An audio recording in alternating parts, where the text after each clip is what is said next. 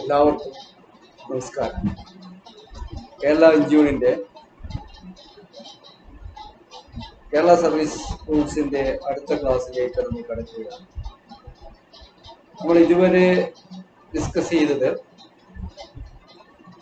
Join ടൈമും ലീവും ഒക്കെയാണ്. ലീവിന്റെ ഒരു ഭാഗം നമ്മൾ കവർ ചെയ്തു. രണ്ട് പ്രധാനപ്പെട്ട ലീവുകളായ ഏർലി ലീവും ഹാഫ് പേ ലീവും നമ്മൾ ഏകദേശം ഒരു ധാരണ. ഇനിയിപ്പോ അതിന്റെ കൂടുതലായിട്ടുള്ള അറിവ്, അതിന്റെ പ്രോബ്ലം തീരണമെങ്കിൽ ചില പ്രോബ്ലങ്ങൾ ചെയ്ത് വേണം അതിന്റെ പ്രോബ്ലങ്ങളൊക്കെ തീർക്കാൻ. ചില കണക്കുകൂട്ടലുകൾ അറിയേണ്ടതുണ്ട്. ലീവിന്റെയും ഹാഫ് പേ ലീവിന്റെ കാര്യത്തിൽ പ്രത്യേക ഒരു കണക്കുകൂട്ടലിന്റെ ഒരു പ്രശ്നം വരുന്നില്ല. എന്തായാലും ഹാഫ് പേ ലീവും ഏൺ ലീവും നമ്മുടെ അക്കൗണ്ടിലേക്ക് എങ്ങനെ വരുന്നു, ഇത് എന്തിനു ഉപയോഗിക്കുന്നു എന്നോ പറഞ്ഞു വരും. അടുത്ത ഘട്ടത്തിലേക്ക് പോകുന്നതിന് മുമ്പ് കഴിഞ്ഞ ക്ലാസ്സിലെ ചില സംശയങ്ങൾ ദൂരീകരിച്ചതിന് ശേഷം പോകാമെന്ന് വിചാരിക്കുന്നു. ഞങ്ങൾ പറഞ്ഞിരുന്നു, നിങ്ങൾക്ക് ഏതെങ്കിലും തരത്തിലുള്ള ലീവുമായി സംബന്ധിച്ച KSRന്റെ ഘട്ടങ്ങളുമായി സംബന്ധിച്ച നിയമങ്ങൾ സംബന്ധിച്ച സംശയങ്ങളുണ്ടെങ്കിൽ ഞങ്ങളുടെ വാട്സപ്പ് നമ്പറിലോ ഓൺലൈൻ ഞങ്ങളുടെ മറ്റു മീഡിയസിലൂടെ ഞങ്ങൾ തരുന്ന ലിങ്കിലൂടെയെല്ലാം നിങ്ങളുടെ സംശയങ്ങൾ ദൂരീകരിക്കാൻ ഗ്രൂപ്പിലൂടെയെല്ലാം തരാം എന്ന് പറഞ്ഞിട്ടുണ്ട്. അതിന്റെ ഭാഗമായി വന്ന ഒന്ന് രണ്ട് സംശയങ്ങൾ. ഒന്ന് ചോദിച്ചത്, ഹാഫ് പേ ലീവ് എത്ര എണ്ണം ഒരുമിച്ചെടുക്കാം, കമ്പ്യൂട്ടർ ലീവ് എത്ര എണ്ണം ഒരുമിച്ചെടുക്കാം എന്നായിരുന്നു. ശ്രദ്ധിക്കുക, half pay leave, computer leave എന്ന് പറയുന്നത് ഹാഫ് പേ ലീവിന്റെ മറ്റൊരു രൂപമാണ്. ഒരു computer leave equals 2 half pay leave, അല്ലെങ്കിൽ 2 ഹാഫ് പേ ലീവ് ഈക്വൽസ് ഒരു കമ്പ്യൂട്ടർ ലീവ്. അതായിരിക്കും സംശയത്തിന്റെ അടിസ്ഥാനം. ഒരു കമ്പ്യൂട്ടർ ലീവ് എടുക്കുമ്പോൾ 2 ഹാഫ് പേ ലീവ് പോകില്ലേ? 180 ദിവസം വരെ ഹാഫ് പേ ലീവ് ആയാലും ഏൺ ലീവ് ആയാലും 180 ഡേയ്സ് വരെ നമുക്ക് ഒരുമിച്ചെടുക്കാം. നിങ്ങൾക്ക് അതുപോലെ തന്നെ അത് കമ്പ്യൂട്ട് ചെയ്തെടുക്കുന്നതിനും ഇത്രയും ദിവസം തന്നെ ഉപയോഗിക്കാം. അക്കൗണ്ടിൽ നിന്നും പോകുന്ന ലീവുകൾ, അതായത് 180 ഡേയ്സ് വരെ നമുക്ക് നമ്മുടെ ഓഫീസിൽ നിന്നും ലീവിന്റെ ഭാഗമായിട്ട് മാറി നിൽക്കാം എന്നാണ് അതിന്റെ ഒരു സാരം. അത് നമുക്ക് അനുവദിച്ചുകൊണ്ട് ഈ ഹാഫ് പേ ലീവ് നമ്മൾ വേറൊരു കാര്യം കാണേണ്ടത്, ലീവുകൾ എടുക്കുന്നത് അനുമതിയോടുകൂടി മാത്രമായിരിക്കണം. അല്ലാതെ ഒരു ലീവിന്റെ ആപ്ലിക്കേഷൻ കൊടുക്കുകയും ഒരു കൈകൊണ്ട് കൊടുക്കുകയും ഉടൻ തന്നെ സ്ഥലം പിടിക്കുകയും ചെയ്യുക എന്നത് ലീവുകൾക്ക് സാങ്ഷന് അല്ലെങ്കിൽ ഒരു ജീവനക്കാരിയോ അധ്യാപകനെ സംബന്ധിച്ചിടത്തോളം അഭികാമ്യമല്ല. ലീവുകൾ സാങ്ഷൻ ചെയ്യാണ്ട് നമുക്ക് ഓഫീസിന്റെ പടിവിട്ടിറങ്ങുവാനുള്ള അധികാരമില്ല, അവകാശമില്ല. നമ്മൾ കൊടുക്കുന്ന ലീവുകൾ അത് ഉത്തരവാദിത്തപ്പെട്ട കേന്ദ്രങ്ങളിൽ എത്തിക്കുകയും അത് നമുക്ക് അനുവദിച്ച് തന്നാൽ മാത്രമേ പുറത്തേക്ക് പോകാൻ കഴിയുള്ളൂ. സാങ്ഷൻ ചെയ്ത ലീവുകളുടെ അടിസ്ഥാനത്തിൽ മാത്രമേ നമുക്ക് ഓഫീസിന് പുറത്തേക്ക് പോകാൻ പാടുള്ളൂ. അല്ലാതെ ഒരു ലീവ് ആപ്ലിക്കേഷൻ ഫോമില് ലീവ് കൊടുത്ത് ഞാൻ ലീവിൽ പ്രവേശിച്ചു എന്ന് നമുക്ക് ബോധ്യപ്പെട്ടാൽ മാത്രം പോലെ അത് ഓഫീസിന്റെ ബന്ധപ്പെട്ട അധികാരികൾക്ക് കൂടെ ബോധ്യപ്പെടണം. അത് സാങ്ഷൻ ചെയ്യുന്നവരുടെ മാത്രമേ ആവുള്ളൂ. നമ്മൾ കൊടുക്കുന്ന ലീവുകൾ ഏത് തരം ലീവായാലും അത് നമ്മുടെ അക്കൗണ്ടിൽ അത്രമാത്രം ഉണ്ടോ എന്ന് വെരിഫൈ ചെയ്ത് അത് നിങ്ങൾക്ക് അനുവദനീയമായ ചില പ്രത്യേക സാഹചര്യങ്ങൾ നിങ്ങൾക്കൊക്കെ അറിയാം, നമുക്കൊക്കെ അറിയാം. ലീവുകൾ അനുവദനീയമല്ല. നമ്മുടെ കയ്യിൽ എമ്പാടും ലീവ് ഉണ്ടാവും, ഒരുപാട് ലീവുകൾ ഉണ്ടാവും, ക്രെഡിറ്റിൽ ഉണ്ടാവും എന്ന് വിചാരിച്ച് അത് മുഴുവനായിട്ട് നമുക്ക് ഏതെങ്കിലും ഒരു സമയത്ത് എടുത്തുകൊണ്ട് പോകാം എന്ന് കഴിയില്ല. അതുകൊണ്ട് തന്നെയാണ് പറയുന്നത് leave is not a right എന്ന് പറയാനുള്ള ഒരു പ്രധാന കാരണങ്ങളൊന്നാണ്. ഇപ്പൊ പ്രത്യേകിച്ച് കോവിഡ് സാഹചര്യങ്ങൾ, അങ്ങനെയുള്ള പല സാഹചര്യങ്ങളും, പ്രളയം പോലുള്ള സാഹചര്യങ്ങൾ ഉണ്ടാകാം, മഹാമാരികൾ പലതും ഉണ്ടാകാം. അങ്ങനെ ഉണ്ടായ സാഹചര്യങ്ങൾ പണ്ട് മുതലുണ്ട്. അങ്ങനെയുള്ളപ്പോൾ നമുക്ക് മാറി നിൽക്കാൻ കഴിയില്ല. എല്ലാ സർക്കാർ ജീവനക്കാരനും അവനവന്റേതായ ഉത്തരവാദിത്വമുണ്ട്. ആ ഉത്തരവാദിത്വം നിർവഹിക്കണമെങ്കിൽ ഡ്യൂട്ടിയിലായിരിക്കണം. ഡ്യൂട്ടിയിൽ നിന്നും പുറത്തു പോകുന്ന സമയം, ഡ്യൂട്ടിയിൽ നിന്നും മാറി ലീവായിരിക്കുന്ന സമയം അനുമതിയോടുകൂടി മാത്രമായിരിക്കണം. നമ്മൾ കൊടുക്കുന്ന ലീവ് പരിശോധിച്ച് നമ്മുടെ സർവീസ് ബുക്കിൽ നോക്കി അത്തരം ലീവുകൾ ഉണ്ടോ എന്ന് പരിശോധിച്ച് ബോധ്യപ്പെട്ടാൽ മാത്രമേ നമുക്ക് അനുവദനീയമായിട്ടുള്ളൂ. ബോധ്യപ്പെട്ട് സാങ്ഷൻ ചെയ്ത് അതിന്റെയൊക്കെ പേപ്പർ നമുക്ക് കൈമാറ്റം ചെയ്താൽ മാത്രമേ നമുക്ക് ആ ലീവിന് അർഹതയുള്ളൂ, നമുക്ക് പുറത്തേക്ക് പോകാൻ കഴിയുള്ളൂ. അങ്ങനെ അർഹതപ്പെട്ട ലീവ് നമുക്ക് അനുവദിക്കുന്ന ലീവ് ഇപ്പോൾ ഒരു കുറച്ച് കാലത്തേക്ക്, ഒരു 3 മാസത്തേക്ക് നമുക്കൊരു ഹാഫ് ലീവോ ലീവോ ഏതോ സാങ്ഷൻ ചെയ്തു എന്ന് പറഞ്ഞാൽ 3 മാസത്തേക്കോ 4 മാസത്തേക്കോ നമുക്ക് ലീവ് സാങ്ഷൻ ചെയ്തു എന്ന് പറഞ്ഞാൽ ഈ 4 മാസത്തേക്കും നമുക്ക് ആ ലീവ് തന്നെ തുടരാമെന്ന വ്യവസ്ഥയൊന്നുമില്ല. ഏതെങ്കിലും സാഹചര്യത്തിൽ വേണമെങ്കിൽ അതോറിറ്റിക്ക് സാങ്ഷൻ ചെയ്ത ലീവ് ക്യാൻസൽ ചെയ്തുകൊണ്ട് നമ്മൾ തിരികെ വിളിക്കാം. അതുകൊണ്ട് ലീവ് സാങ്ഷൻ ചെയ്തുകൊണ്ട് നമ്മൾ ഒരിക്കൽ റീകോൾ ചെയ്തു കഴിഞ്ഞാൽ ഞാൻ വരില്ല എന്ന് പറയാൻ നമുക്ക് അവകാശമില്ല. അഥവാ അങ്ങനെ ഉണ്ടായിട്ടുണ്ടെങ്കിൽ നമുക്കെതിരെ പല നടപടികളും നമ്മൾ നേരിടേണ്ടി വരും. ഡിസിപ്ലിനറി നടപടികൾ, അച്ചടക്ക നടപടികൾ നേരിടേണ്ടി വരും. അതുകൊണ്ട് ലീവ് എടുക്കുമ്പോഴും ലീവ് കൈകാര്യം ചെയ്യുമ്പോഴും ലീവ് എടുത്ത് നമ്മൾ മാറി നിൽക്കുമ്പോഴും എല്ലാം സൂക്ഷിക്കേണ്ട കാര്യങ്ങൾ നമ്മൾ തന്നെ സൂക്ഷിച്ചേ പറ്റുള്ളൂ. ഞാൻ പറഞ്ഞത് ഈ ലീവ് ഒരുമിച്ചെടുക്കുന്ന കാര്യമാണ് പറഞ്ഞത്. മറ്റൊരു സംശയം പറഞ്ഞത് കമ്മ്യൂട്ടർ ലീവ് 3 വർഷം കഴിഞ്ഞാൽ മാത്രമേ എടുക്കാൻ പാടുള്ളൂ എന്ന് പറഞ്ഞു. എന്നാൽ ഹാഫ് പേ ലീവ് എന്ന് മുതൽ എടുക്കാം? ഹാഫ് പേ ലീവായാലും ഏൺ ലീവായാലും നമുക്ക് നമ്മുടെ അക്കൗണ്ടിലേക്ക് വരുന്ന മുറയ്ക്ക് എടുക്കാം. ഹാഫ് പേ ലീവ് അക്കൗണ്ടിലേക്ക് വരുന്നത് 1 വർഷം സർവീസ് കഴിഞ്ഞാൽ മാത്രമേ 20 ഹാഫ് പേ ലീവ് നമുക്ക് എടുക്കാൻ വരികയുള്ളൂ, അക്കൗണ്ടിലേക്ക് വരികയുള്ളൂ. അങ്ങനെ വരുന്ന 20 ഹാഫ് പേ ലീവ് നമുക്ക് എടുക്കാൻ കഴിയും. ഏൺ ലീവ് നമുക്ക് തുടക്കം മുതൽ ആദ്യത്തെ വർഷം മുതൽ 22 ദിവസമോ ആദ്യത്തെ വർഷം 22 ദിവസമോ നമ്മുടെ അക്കൗണ്ടിലേക്ക് വരും. അത് ലീവായിട്ട് എടുക്കാം. അങ്ങനെ ലീവായിട്ട് എടുക്കുമ്പോൾ ഉള്ളൊരു പ്രശ്നം, ആദ്യം വർഷങ്ങളിലെ നമുക്കറിയാം, ആദ്യത്തെ 1 വർഷമോ 2 വർഷമോ 3 വർഷമോ നമ്മുടെ പ്രൊബേഷൻ കാലയളവിൽ ഇത്തരം ലീവുകൾ എടുത്താൽ നമ്മുടെ പ്രൊബേഷൻ കാലയളവ് നീണ്ടുപോകും.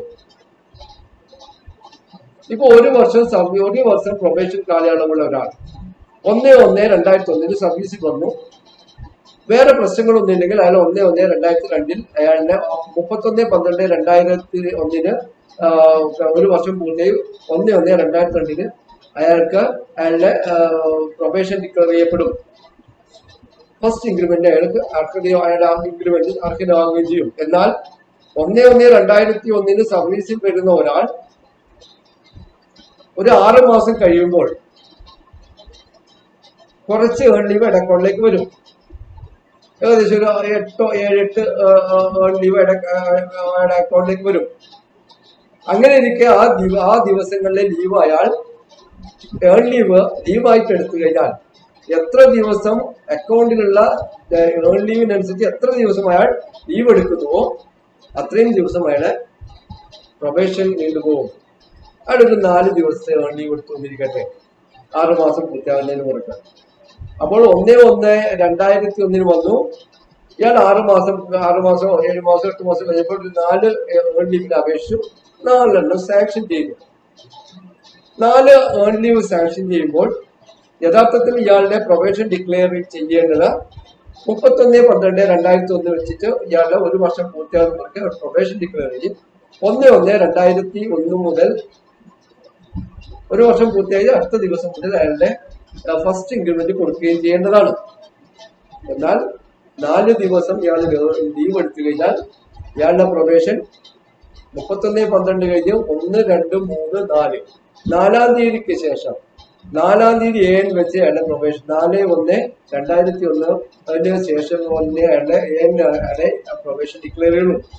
അപ്പോൾ അയാളുടെ രണ്ടാമത്തെ ഇൻക്രിമെന്റ് 1-ാം തീയതി കിട്ടുന്നതിന് പകരം 5-ാം തീയതിയിലേക്ക് മാറ്റപ്പെടും. ആ ഒരു വർഷം മാത്രം, അടുത്ത വർഷം മുതൽ പിന്നെ അത് 1-1 വെച്ച് കിട്ടുകയും ചെയ്യും.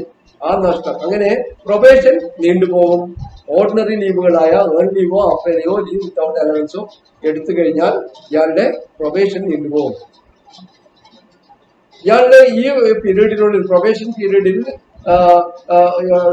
മറ്റുള്ള കാരണങ്ങൾ കൊണ്ടും ഡിസിപ്ലിനറി പ്രൊസീജിയറിന്റെ ഭാഗമായ കാരണങ്ങൾ കൊണ്ട്, ഡയസ്ലോൺ കൊണ്ട് എല്ലാം ഓവർസ്റ്റേൽ, ട്രാൻസ്ഫറിന്റെ ഭാഗമായിട്ട് ഓവർസ്റ്റേൽ ഉണ്ടായിക്കഴിഞ്ഞാൽ, എക്സസ് ജോയിൻ ടൈം എടുത്തു കഴിഞ്ഞാൽ ഇയാൾക്ക് ആ ലീവ് അത്രയും ദിവസങ്ങൾ അയാളുടെ പ്രൊബേഷൻ ചെയ്ത് പോകും.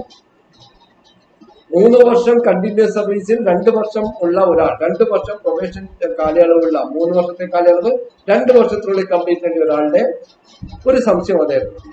പിന്നീട് എടുക്കേണ്ടതാണ്, എങ്കിലും പറയാം. മറ്റൊരു സംശയം പറഞ്ഞ എങ്ങനെയാണ്, പ്രൊബേഷൻ കാലയളവ് എങ്ങനെയാണ്, പ്രൊബേഷൻ കാലയളവും ഇൻക്രിമെന്റും തമ്മിലുള്ള ബന്ധമെന്താണ്? ഞാൻ ആദ്യത്തെ ഒന്ന് പറഞ്ഞു. ഒരു വർഷം പ്രൊബേഷനുള്ള ഒരാൾ, അതിങ്ങനെ പറയാം, ഒരു വർഷം continuous period of 2 years, 1 year continuous period of 2 years. അതിന്റെ അർത്ഥം എന്താ?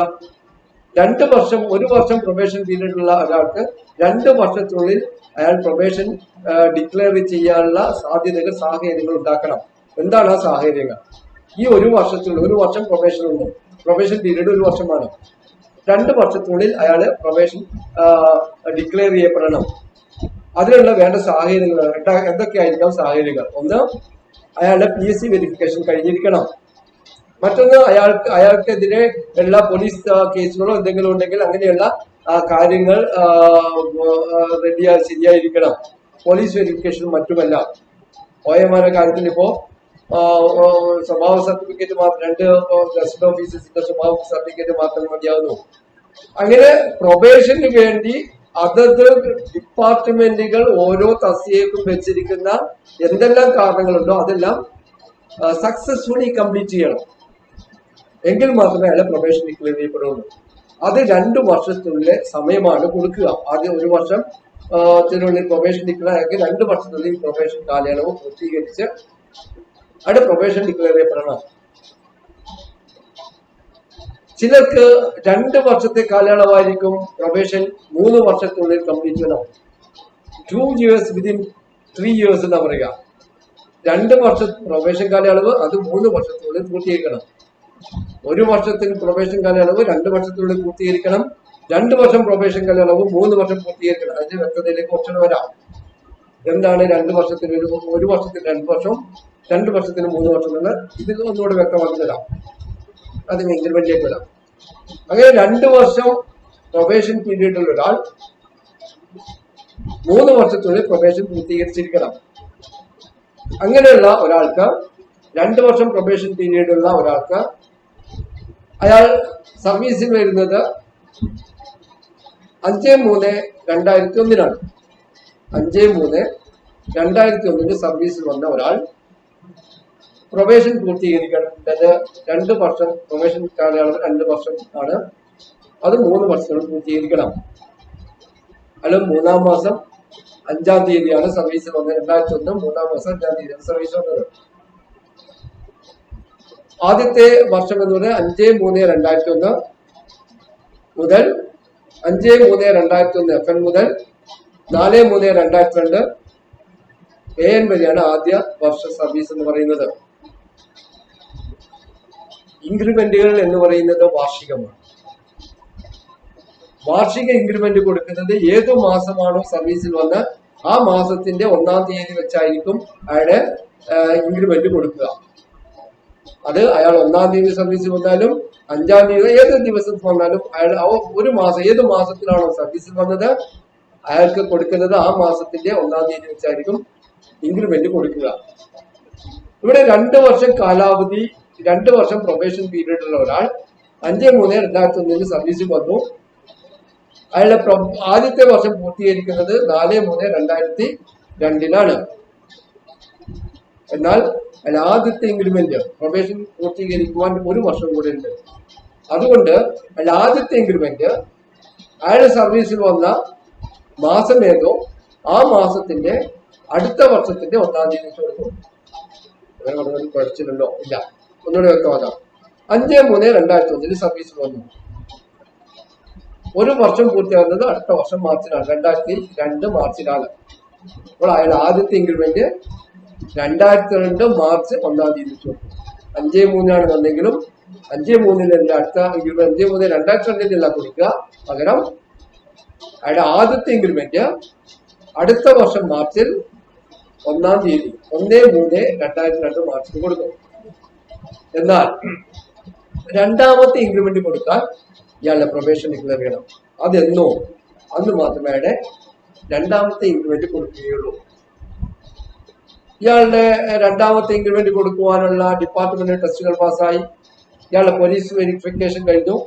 ഇദ്ദേഹത്തിന്റെ PSC വെരിഫിക്കേഷൻ കഴിഞ്ഞു. സർവീസ് റെഗുലറൈസേഷൻ കഴിഞ്ഞു. എല്ലാം പൂർത്തീകരിച്ചിട്ട് ആണ് ഈ ഒരു 2 വർഷത്തിനുള്ളിൽ പൂർത്തീകരിച്ചു കഴിഞ്ഞാൽ മറ്റ് സർവീസ് പ്രശ്നങ്ങൾ ഒന്നും ഇല്ലായെങ്കിൽ, ഡിസിപ്ലിനറി അച്ചടക്ക നടപടികളോ മറ്റ് പ്രശ്നങ്ങളൊന്നും ഇല്ലായെങ്കിൽ ഇയാളുടെ 2 വർഷം പൂർത്തിയാകുന്ന 4/3/2003 2 വർഷം പൂർത്തിയാകും. 5/3/2001 ലഫ്റ്റനന്റ് സർവീസിൽ വന്ന് 4/3/2003 അയാളുടെ 2 വർഷം പൂർത്തീകരിക്കും. മറ്റുള്ള പ്രശ്നങ്ങളൊന്നും ഇല്ല എന്ന് പറയുന്നത്. മറ്റെല്ലാ പ്രശ്നങ്ങളും പരിഹരിക്കപ്പെട്ടു. പ്രൊബേഷൻ ഡിക്ലെയർ ചെയ്യേണ്ട ഘട്ടത്തിലേക്ക് എത്തി നിൽക്കുമ്പോൾ അയാളുടെ സർവീസ് ബുക്ക് ഉൾപ്പെടെ ഒരു പെർഫോമർ റിപ്പോർട്ട് ഉൾപ്പെടെ അയാളുടെ വകുപ്പ്, അയാളുടെ ഓഫീസ് മേലധികാരി, ഇതെല്ലാം ഇയാളുടെ പാസ്സായ ഡിപ്പാർട്ട്മെന്റ് ടെസ്റ്റുകളുടെ സർട്ടിഫിക്കറ്റുകൾ, ഇയാൾക്ക് പോലീസ് വെരിഫിക്കേഷൻ നടന്നു വന്നത്, ഈ കാലയളവിൽ ലീവ് എടുത്തിട്ടുള്ളത്, അങ്ങനെയുള്ള എല്ലാം കൂടെ എഴുതി വെച്ചിട്ട് പെർഫോമർ റിപ്പോർട്ടാക്കി ഇയാളുടെ സർവീസ് ബുക്ക് ഉൾപ്പെടെ ഇയാളെ അപ്പോയിന്റ് ചെയ്ത അപ്പോയിന്റിംഗ് അതോറിറ്റിക്ക് അയച്ചു കൊടുക്കുമ്പോൾ ഇവരുടെ ഇദ്ദേഹത്തിന്റെ ഈ രേഖകളെല്ലാം പരിശോധിക്കുന്നു. പെർഫോമർ റിപ്പോർട്ടിൽ ഈ കാലയളവിൽ എന്തെങ്കിലും ഓർഡിനറി ലീവുകൾ എടുത്തിട്ടുണ്ടോ?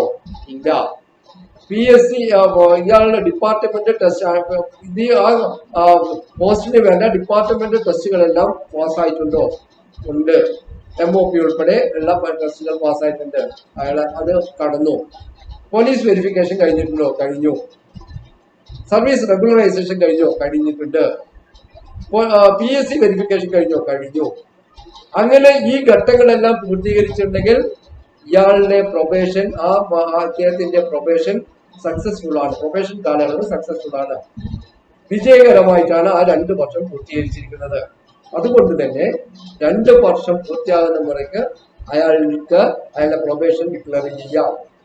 അങ്ങനെ ഇയാളുടെ പ്രൊബേഷൻ ഡിക്ലെയർ ചെയ്തു എന്ന് ഉത്തരവിറക്കുകയും ഡിപ്പാർട്ട്മെന്റ് ഹെഡ് ഇയാളെ അപ്പോയിന്റ് ചെയ്ത ആരോ അവർ ഇദ്ദേഹത്തിന്റെ സർവീസ് ബുക്കും ഈ ബന്ധപ്പെട്ട രേഖകളും ഇവർക്ക് അയച്ചു കൊടുത്ത പെർഫോമർ റിപ്പോർട്ടെല്ലാം പരിശോധിച്ച് ഈ 2 വർഷത്തെ കാലയളവിൽ ഇയാളുടെ കാര്യങ്ങളെല്ലാം പൂർത്തീകരിച്ചു കഴിഞ്ഞാൽ 5/3/2001 വന്ന ഈ ഇദ്ദേഹത്തിന്റെ 2 വർഷം പൂർത്തിയാകുന്നത് 4/3/2003 AN ആണ്.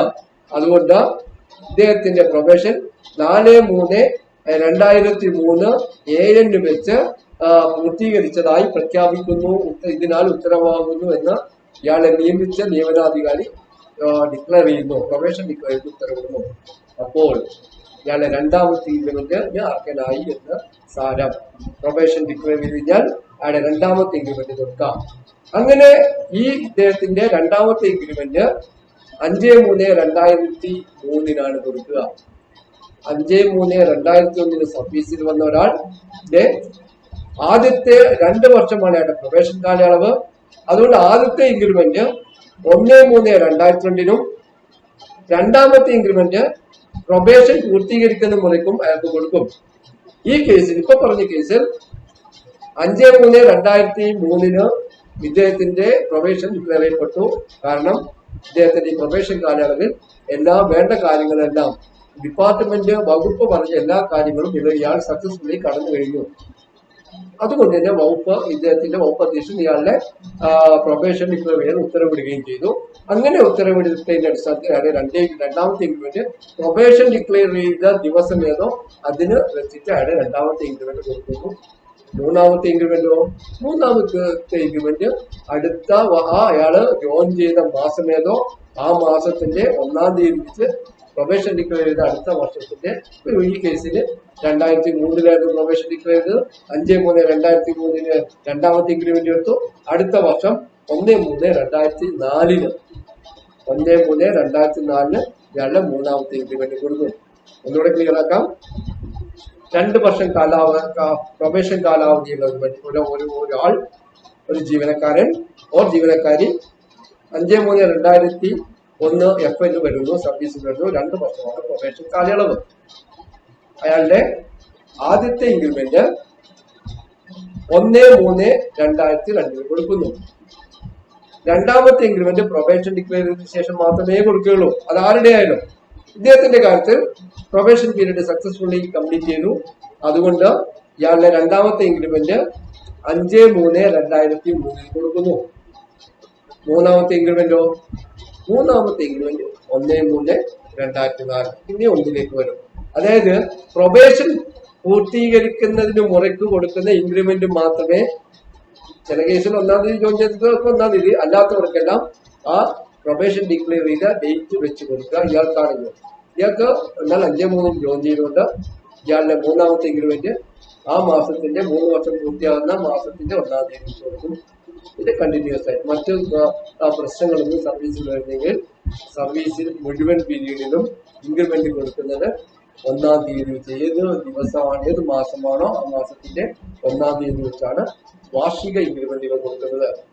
നമ്മുടെ KSRന്റെ ഭാഗമായിട്ട് KSSRന്റെ Kerala state subordinate service rule KSSR എന്ന് പറയുന്ന അത് പ്രകാരമാണ് ഈ പ്രൊബേഷൻ ഡിക്ലെയർ ചെയ്യുന്ന കാര്യത്തിലും മറ്റുമുള്ള നിയമങ്ങൾ അടങ്ങിയിരിക്കുന്നത്.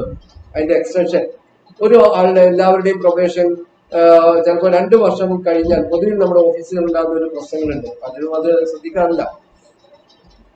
പ്രൊബേഷൻ ഡിക്ലെയർ ചെയ്യുന്നത് വളരെ മർമ്മപ്രധാനമായ കാര്യമാണ്.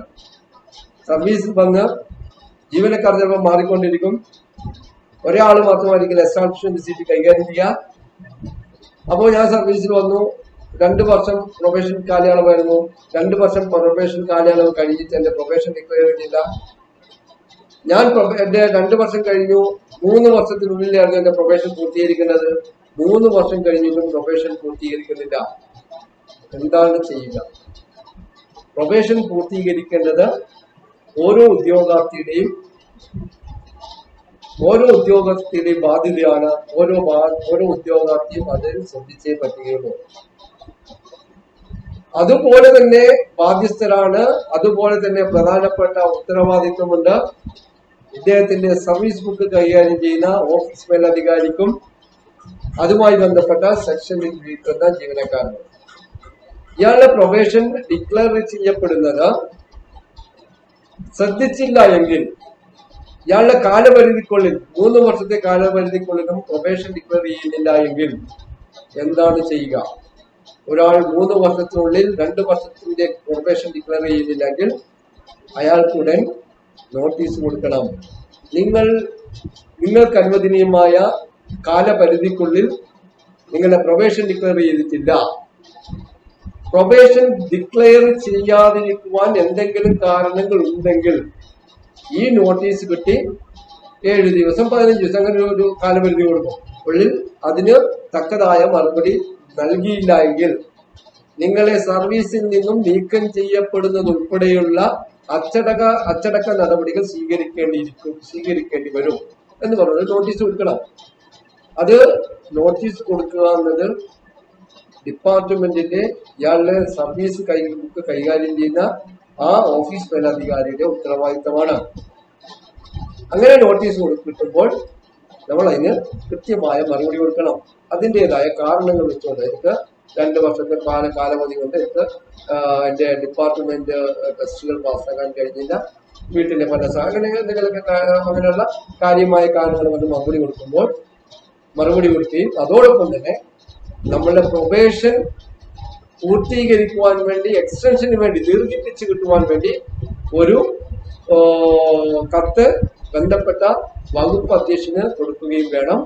ആ വകുപ്പ് അധ്യക്ഷൻ ഇയാൾക്ക് പ്രൊബേഷൻ കാലയളവ് പൂർത്തീകരിക്കുവാൻ വേണ്ടി സമയം അനുവദിച്ചുകൊണ്ട് ഉത്തരവാകുകയും ചെയ്യും.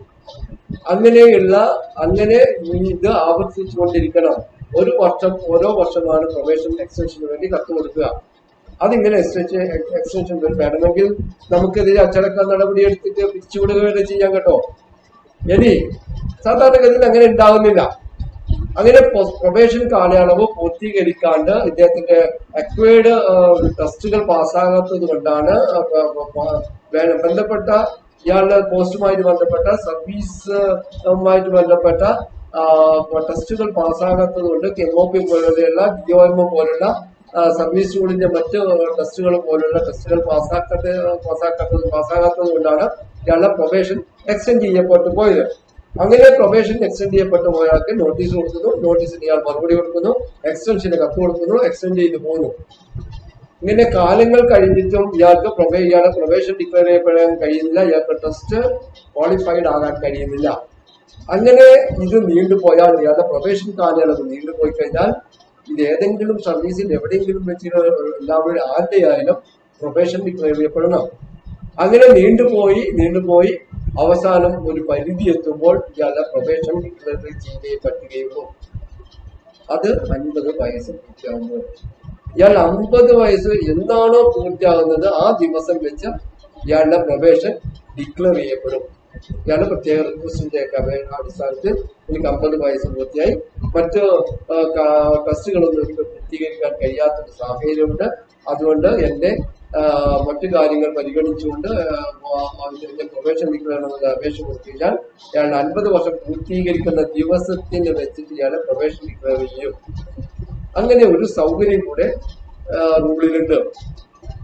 അങ്ങനെ അതാണ് പ്രൊബേഷൻ ഡിക്ലെയറിലും ഇൻക്രിമെന്റും തമ്മിലുള്ള ബന്ധം. മറ്റൊരു ചോദ്യം വന്നത്, അത് നമ്മൾ ഇതുവരെ എടുക്കാത്ത ഒരു പോർഷനാണ്, ലീവുമായിട്ട് ബന്ധപ്പെട്ടതിനാണ്. അവിടെ ലീവിന്റെ ഭാഗത്ത് അത് പറയും. എന്തായാലും എനിക്കൊരു ചോദ്യം വന്നുകൊണ്ട് ഇത് മറുപടിയും കൊടുത്തിട്ട് ഇതായിരുന്നു എന്റെ ചോദ്യം. മെറ്റേണിറ്റി ലീവ് എത്ര ദിവസമാണ്? മെറ്റേണിറ്റി ലീവ് 180 ദിവസം. അത് കഴിഞ്ഞിട്ട് എത്തരം ലീവുകൾ എടുക്കുന്നതായിരിക്കും നല്ലത് എന്നൊരു ചോദ്യം. മെറ്റേണിറ്റി ലീവിന്റെ കാര്യത്തിൽ വരുമ്പോഴത്തേക്കും നമ്മൾ പഠിക്കാതെ ഇന്ന് എടുക്കണം എന്ന് വിചാരിക്കണം. മെറ്റേണിറ്റി ലീവ് റൂൾ 100 പ്രകാരമാണ് മെറ്റേണിറ്റി ലീവ് അനുവദനീയമായിട്ടുള്ളത്. റൂൾ 100ന്റെ ഭാഗമായിട്ടുള്ള മെറ്റേണിറ്റി ലീവിന്റെ ലീവ് എന്ന് പറയുന്നത് 180 ദിവസമാണ്, 6 മാസമാണ്. ഈ 180 ദിവസം കഴിയുന്ന മുറയ്ക്ക് 60 ദിവസം ഇതുമായിട്ട് കണ്ടിന്യൂസ് ആയിട്ട് LW എടുക്കാം, ലീവ് വിത്തൗട്ട് അലവൻസ് എടുക്കാം. ലീവ് വിത്തൗട്ട് അലവൻസ് ഇതിന് കണ്ടിന്യൂസ് ആയിട്ട് മെറ്റേണിറ്റി ലീവിന്റെ കൂടെ എടുക്കാം. ഇന്ന് ലീവ് വിത്തൗട്ട് അലവൻസ് എടുക്കാൻ പോകുന്നത് തുടങ്ങി അതിന്റെ ഭാഗമായിട്ട് ഈ ചോദ്യം കൂടി ചേർത്ത് പറയുന്നത് മാത്രം. മെറ്റേണിറ്റി ലീവിന്റെ കണ്ടിന്യൂസ് ആയിട്ട് 60 ദിവസം അനുവദനീയമായ ലീവ് വിത്തൗട്ട് അലവൻസ് കൂടെ എടുക്കാം. ആ ലീവ് വിത്തൗട്ട് അലവൻസിന് വിത്തൗട്ട് മെഡിക്കൽ ഗ്രൗണ്ടിൽ തന്നെ എടുക്കാം. മറ്റൊരു കാര്യം കൂടി ശ്രദ്ധിക്കേണ്ടത്, ഇത് പറയുമ്പോൾ പറഞ്ഞു വെക്കുന്നു, മെറ്റേണിറ്റി ലീവിന് മെഡിക്കൽ സർട്ടിഫിക്കറ്റ് വേണ്ട. മാതൃത്വത്തെ ചോദ്യം ചെയ്യൽ പോലെ ആവുന്നതുകൊണ്ട് മെറ്റേണിറ്റി ലീവിന്റെ ലീവ് അപ്ലിക്കേഷന്റെ കൂട്ടത്തിൽ നമുക്ക് ആ ലീവിൽ പ്രവേശിക്കുന്ന ആർക്കും അതിന്റെ കൂടെ മെഡിക്കൽ സർട്ടിഫിക്കറ്റോ മെഡിക്കൽ ഫിറ്റ്നസോ ആവശ്യമില്ല. ഇതിന് കണ്ടിന്യൂസ് ആയിട്ട് വരുന്ന ലീവ് വിത്തൗട്ട് അലവൻസിനും മെഡിക്കൽ സർട്ടിഫിക്കറ്റ് വേണ്ട. ലീവ് വിത്തൗട്ട് അലവൻസിന് മെഡിക്കൽ സർട്ടിഫിക്കറ്റില്ലെങ്കിൽ ചില ദൂഷ്യങ്ങൾ ഉണ്ടാകാറുണ്ട്. പക്ഷെ ലീവ് വിത്തൗട്ട് അലവൻസ് മെറ്റേണിറ്റി ലീവിന്റെ ഭാഗമായിട്ട് അതിന്റെ കണ്ടിന്യൂസ് ആയിട്ട് വരുന്ന മെറ്റേണിറ്റി ലീവിന്റെ കൂട്ടത്തിൽ മെറ്റേണിറ്റി ലീവിന്റെ കണ്ടിന്യൂസ് ആയിട്ട് വരുന്ന ലീവ് വിത്തൗട്ട് അലവൻസിന് മെഡിക്കൽ സർട്ടിഫിക്കറ്റ് ഇല്ല എങ്കിലും നമ്മളെ മറ്റുള്ള കാര്യങ്ങൾക്ക് സർവീസ് കാര്യങ്ങളെ ബാധിക്കുന്നില്ല എന്ന് പറഞ്ഞു കഴിഞ്ഞാൽ ലീവ് വിത്തൗട്ട് അലവൻസ് 2 തരത്തിലെടുക്കാം, പേഴ്സണൽ ഗ്രൗണ്ടിലും മെഡിക്കൽ ഗ്രൗണ്ടിലും. സാധാരണഗതിയിൽ leave without allowance non medical ഗ്രൗണ്ടിൽ വിത്തൗട്ട് മെഡിക്കൽ ഗ്രൗണ്ടിലാണ് എടുക്കുന്നതെങ്കിൽ അത് സർവീസിനെ സാരമായി ബാധിക്കും, ഇൻക്രിമെന്റുകളെ ബാധിക്കും. നമ്മുടെ എത്ര ദിവസം മെഡിക്കൽ സർട്ടിഫിക്കറ്റ് ആണ് ലീവ് വിത്തൗട്ട് അലവൻസോ അത്രയും ദിവസം സർവീസ് നമ്മുടെ സർവീസിന്റെ നമ്മുടെ ടോട്ടൽ സർവീസിന്റെ ലെങ്ത്തിൽ ഉണ്ടാകില്ല. 10 വർഷം സർവീസ് ഉള്ള ഒരാൾ 4 മാസം leave without allowance non medical സർട്ടിഫിക്കറ്റിലാണ് കൊടുത്തു കഴിഞ്ഞാൽ അയാളുടെ ടോട്ടൽ സർവീസ് എന്ന് പറയുന്നത് 9 വർഷവും 6 മാസമായിരിക്കും. 10 വർഷം കിട്ടില്ല. അങ്ങനെയുള്ള ചില പ്രശ്നങ്ങൾ ലീവ് വിത്തൗട്ട് അലവൻസിന്റെ മെഡിക്കൽ നോൺ മെഡിക്കൽ ഗ്രൗണ്ടുമായിട്ട് ഉണ്ടാകാറുണ്ട്. എന്നാൽ ആ പ്രശ്നങ്ങൾ മെറ്റേണിറ്റി ലീവിന്റെ കണ്ടിന്യൂസ് ആയിട്ട് എടുക്കപ്പെടുന്ന 60 ദിവസത്തെ ലീവ് വിത്തൗട്ട് അലവൻസിൽ ഇല്ല. അതുകൊണ്ട് കണ്ടിന്യൂസ് ആയിട്ട് മെറ്റേണിറ്റി ലീവിന്റെ കണ്ടിന്യൂസ് ആയിട്ട് ലീവ് വിത്തൗട്ട് അലവൻസ് 60 ദിവസം എടുക്കാം, അനുവദനീയമാണ്. ഇത് ഈ ഇത്തരം ചോദ്യങ്ങളായിരുന്നു ഉണ്ടായിരുന്നത്. മറ്റു ചോദ്യം പറഞ്ഞു, കൂടുതൽ ചോദ്യങ്ങൾ ഇല്ല എന്നുള്ളത് നിങ്ങൾ ഇവിടെ എടുക്കുന്ന ക്ലാസുകൾ ശ്രദ്ധിക്കുന്നുവെന്നും അത് നിങ്ങളിലേക്ക് എത്തുന്ന സന്ദേശമാണെന്നും കരുതുന്നു. ഞാൻ ഒന്നുകൂടെ ആവർത്തിക്കുകയാണ്, നിങ്ങൾ ഏതെങ്കിലും സംശയങ്ങൾ ഉണ്ടെങ്കിൽ മറച്ചു വെക്കേണ്ട ആവശ്യമില്ല. ഏത് സംശയം പറഞ്ഞാലും മെഡിക്കൽ ലീവുമായിട്ട് ബന്ധപ്പെട്ടോ സർവീസുകളുമായി ബന്ധപ്പെട്ട ഏത് സംശയങ്ങള് നിങ്ങൾ മെസ്സേജ് ആയിട്ടോ വാട്സപ്പിലൂടെ എങ്ങനെയോ വോയിസ് മെസ്സേജ്, കഴിഞ്ഞ ദിവസം ഒരു വോയിസ് മെസ്സേജിലായിരുന്നു ഒരു സംശയം ചോദിച്ചത്, എങ്ങനെയോ ആകാം, അത് നിങ്ങളുടെ ഇഷ്ടം. നിങ്ങളുടെ ഇഷ്ടത്തിനനുസരിച്ച് സംശയങ്ങൾ തന്നു കഴിഞ്ഞാൽ ആ സംശയങ്ങൾ നമുക്ക് ദൂരീകരിക്കാം. ഇപ്പോൾ സംശയങ്ങൾ ചോദിച്ചു കഴിഞ്ഞാലുള്ള ഗുണം അത് ഈ ക്ലാസ് കേൾക്കുന്ന എല്ലാവർക്കും ഉത്തരമായി കിട്ടുന്നു, ഒരു ചോദ്യത്തിന്റെ ഉത്തരമായി കിട്ടുന്നു, മറഞ്ഞു കിടക്കുന്ന അവരുടെ ശ്രദ്ധയിൽപ്പെടാത്ത ഒരു കാര്യത്തിന് ഉത്തരമായി മാറുന്നു. ഞാനിവിടെ ക്ലാസ് എടുക്കുമ്പോൾ ഒരു പക്ഷേ ചില പോയിന്റുകൾ വിട്ടുപോകുന്നിരിക്കാം. ആ വിട്ടുപോയവ കൂട്ടിച്ചേർക്കുവാനും വ്യക്തത വരുത്തുവാനും ഇത്തരം സംശയങ്ങൾ കൊണ്ട് കഴിയും. അതുകൊണ്ട് തന്നെ ഏത് തരത്തിലുള്ള സംശയം, ഞാൻ അതാ പറഞ്ഞത് ആദ്യം മുതലേ പറഞ്ഞു, ഏത് തരത്തിലുള്ള സംശയവും വളരെ മൈന്യൂട്ട് എന്ന് പറയുന്ന സംശയം പോലും നിങ്ങൾ ചോദിക്കണം. ഒന്നും മനസ്സിൽ വെച്ചുകൊണ്ടിരിക്കേണ്ട കാര്യമില്ല.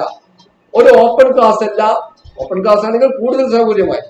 ഓപ്പൺ ക്ലാസ് അല്ലാത്തത് കൊണ്ട്, നിങ്ങളെ ഞാൻ കാണാത്തത് കൊണ്ട്, നിങ്ങളുടെ മുഖഭാവം കണ്ടു കഴിഞ്ഞാൽ നമുക്ക് എന്താ എടുക്കുന്ന ക്ലാസ്സിലെ അവ്യക്തത അവിടെ മനസ്സിലാക്കാൻ കഴിയും.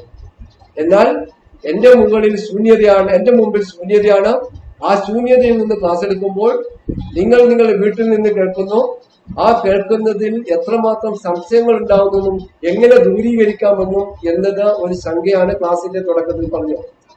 അത് തീർക്കണമെങ്കിൽ നിങ്ങൾ ഒരുങ്ങിയാലേ കഴിയുള്ളൂ. നിങ്ങളെ ഓരോരുത്തരെയും എനിക്ക് നേരിൽ കാണാൻ കഴിയുന്നില്ല. നേരിൽ കാണാത്തതുകൊണ്ട് നിങ്ങൾക്ക് എന്നിലേക്ക് കൊണ്ടുവരാവുന്ന സംശയങ്ങൾ ഏതുമാകട്ടെ ഉന്നയിച്ചുകൊള്ളുക. നമുക്ക് ദൂരീകരണം വരുത്താം. അത് ക്ലിയർ ചെയ്തുകൊണ്ട് മുന്നോട്ട് പോയാൽ എല്ലാവർക്കും ഗുണമായിരിക്കും. ഏൺ ലീവും ഹാഫ് പേ ലീവും നമ്മൾ ഏകദേശം അതിന്റെ കണക്കൂട്ടൽ വന്നു. അക്കൗണ്ടിലേക്ക് വരുന്നത് പറഞ്ഞു. അക്കൗണ്ടിലേക്ക് വരുന്നത് ഏതെല്ലാം കാര്യത്തിന് വേണ്ടി ഉപയോഗിക്കുമെന്നെല്ലാം പറഞ്ഞു. ഇനി ചില കണക്കുകൾ ചെയ്തു കഴിഞ്ഞാൽ ഇത് കൂടുതൽ സുവ്യക്തമാവും, ഒരു സംശയവും വരില്ല. നമുക്ക് അങ്ങോട്ടേക്ക് പോകാം. ഒരു ക്ലാസ്സും കൂടെ കഴിഞ്ഞിട്ട് അടുത്ത ക്ലാസ്സിലേക്ക് പോകുമ്പോൾ ഈ ലീവിന്റെ പോർഷൻ കംപ്ലീറ്റ് ചെയ്തതിനു ശേഷം ഒരു മടക്കം അങ്ങോട്ടേക്ക് പോകാം. ഓൺ ലീവിലേക്കും ഹാഫ് പേ ലീവിലേക്ക് കണക്കിലേക്ക് പോകാം. അത് കുറച്ചുകൂടെ നന്നായിരിക്കും എന്ന ഒരു അനുഭവമുണ്ട്. കാരണം എടുക്കുന്ന പോർഷൻ ഇങ്ങനെ കവർ ചെയ്ത് പോകുമ്പോഴത്തേക്കും അതൊന്ന് ബ്രഷപ്പ് ചെയ്തില്ലെങ്കിൽ അതിനൊരു മറവി ഉണ്ടാകാൻ സാധ്യതയുണ്ട്.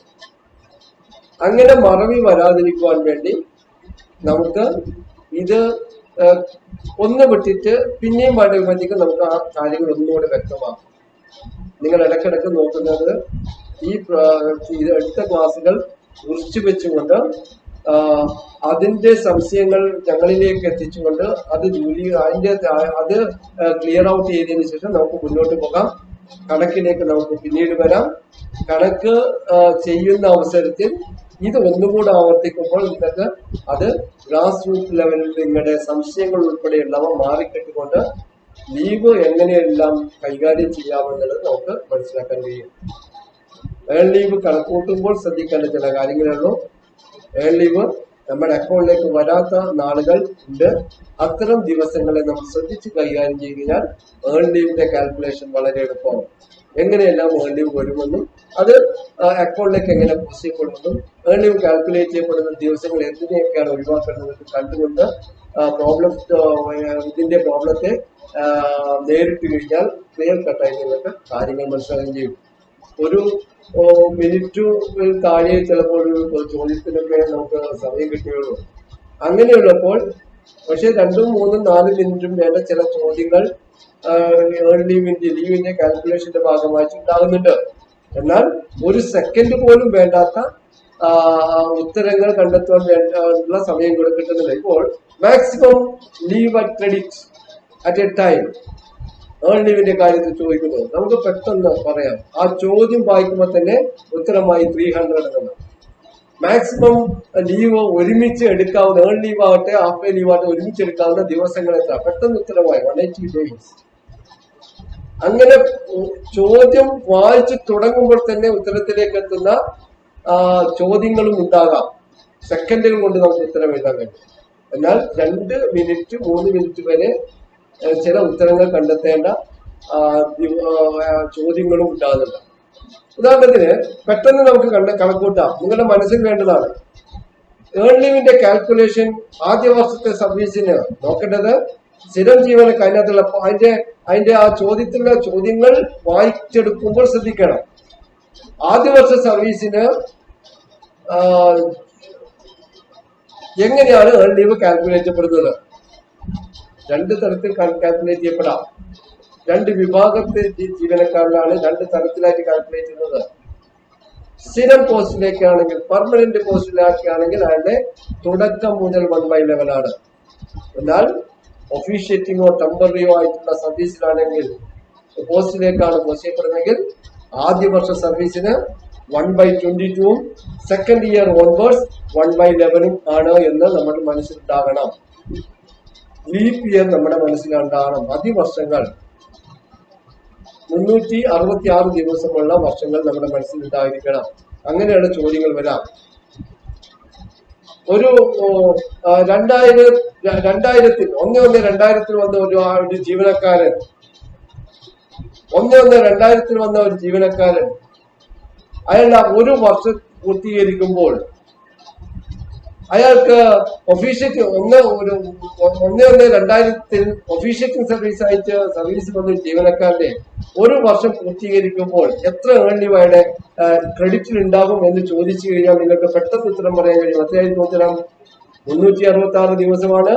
22 കൊണ്ടാണ് ഡിവൈഡ് ചെയ്യേണ്ടത്. കിട്ടുന്നത് 16ഉം 14/22 ആയിരിക്കും. 366 ആകുമ്പോൾ 14/22 ആയിരിക്കും. അയാളുടെ അക്കൗണ്ടിൽ നീക്കിയിരിപ്പോൾ റൗണ്ട് ചെയ്തതിനു ശേഷം 17 ആയിരിക്കും. 2001 സർവീസിൽ വന്ന ഒരാൾ 1/1/2001 സർവീസിൽ വന്ന ഒരാൾ 3 വർഷം പൂർത്തീകരിക്കുമ്പോൾ ദിവസം 3 വർഷം പൂർത്തീകരിക്കുന്ന ദിവസത്തിൽ അയാളുടെ അക്കൗണ്ടിൽ എത്ര ഏൺ ലീവ് ഉണ്ടാവും? പെട്ടെന്ന് പറയാം. എത്രയാ? ആദ്യത്തെ വർഷം 17, രണ്ടാമത്തെ വർഷം 33 2/11, മൂന്നാമത്തെ വർഷം 33 2/11, അങ്ങനെ ആകെ 17ഉം 33ഉം 50ഉം 50, 50ഉം 33ഉം 83, 83ഉം 2/11, 2/11, 4/11, 83ഉം 4/11 അക്കൗണ്ടിൽ ഉണ്ടാകും എന്നതിനർത്ഥം. അതിന്റെ ഇടയ്ക്ക് ചിലപ്പോൾ ചോദ്യം ചോദിക്കും, ഇയാൾ ഈ 3 വർഷങ്ങളിൽ രണ്ടാമത്തെ വർഷം ഇന്ന ദിവസം മുതൽ ഇന്ന ദിവസം വരെ ഏൺ ലീവ് എടുത്തു. അപ്പോഴാണ് പ്രശ്നം വരാനില്ല. ഞങ്ങളുടെ ഏൺ ലീവ് അക്കൗണ്ടിൽ നിന്ന് ഏൺ ലീവ് കുറക്കണം. ഏൺ ലീവിന്റെ അക്കൗണ്ട് ക്ലിയർ ആവും. ഏൺ ലീവ് എന്ന് പറയുന്നത് ഓർഡിനറി ലീവ് ആയതുകൊണ്ട് എത്ര ദിവസം ഏൺ ലീവ് എടുത്തോ അത്രയും ദിവസങ്ങളെ ഏൺ ലീവ് കണക്ക് കൂട്ടേണ്ട ദിവസങ്ങളിൽ നിന്നും കുറയ്ക്കേണ്ടി വരും. മനസ്സിലാകാൻ ചില കുഴപ്പങ്ങളുണ്ട്. ഇത് നിങ്ങളിൽ പലരും ചോദ്യങ്ങളായി ഉന്നയിക്കാനും സാധ്യതയുണ്ട്. ഒന്നും കൂടെ വ്യക്തമാക്കാം.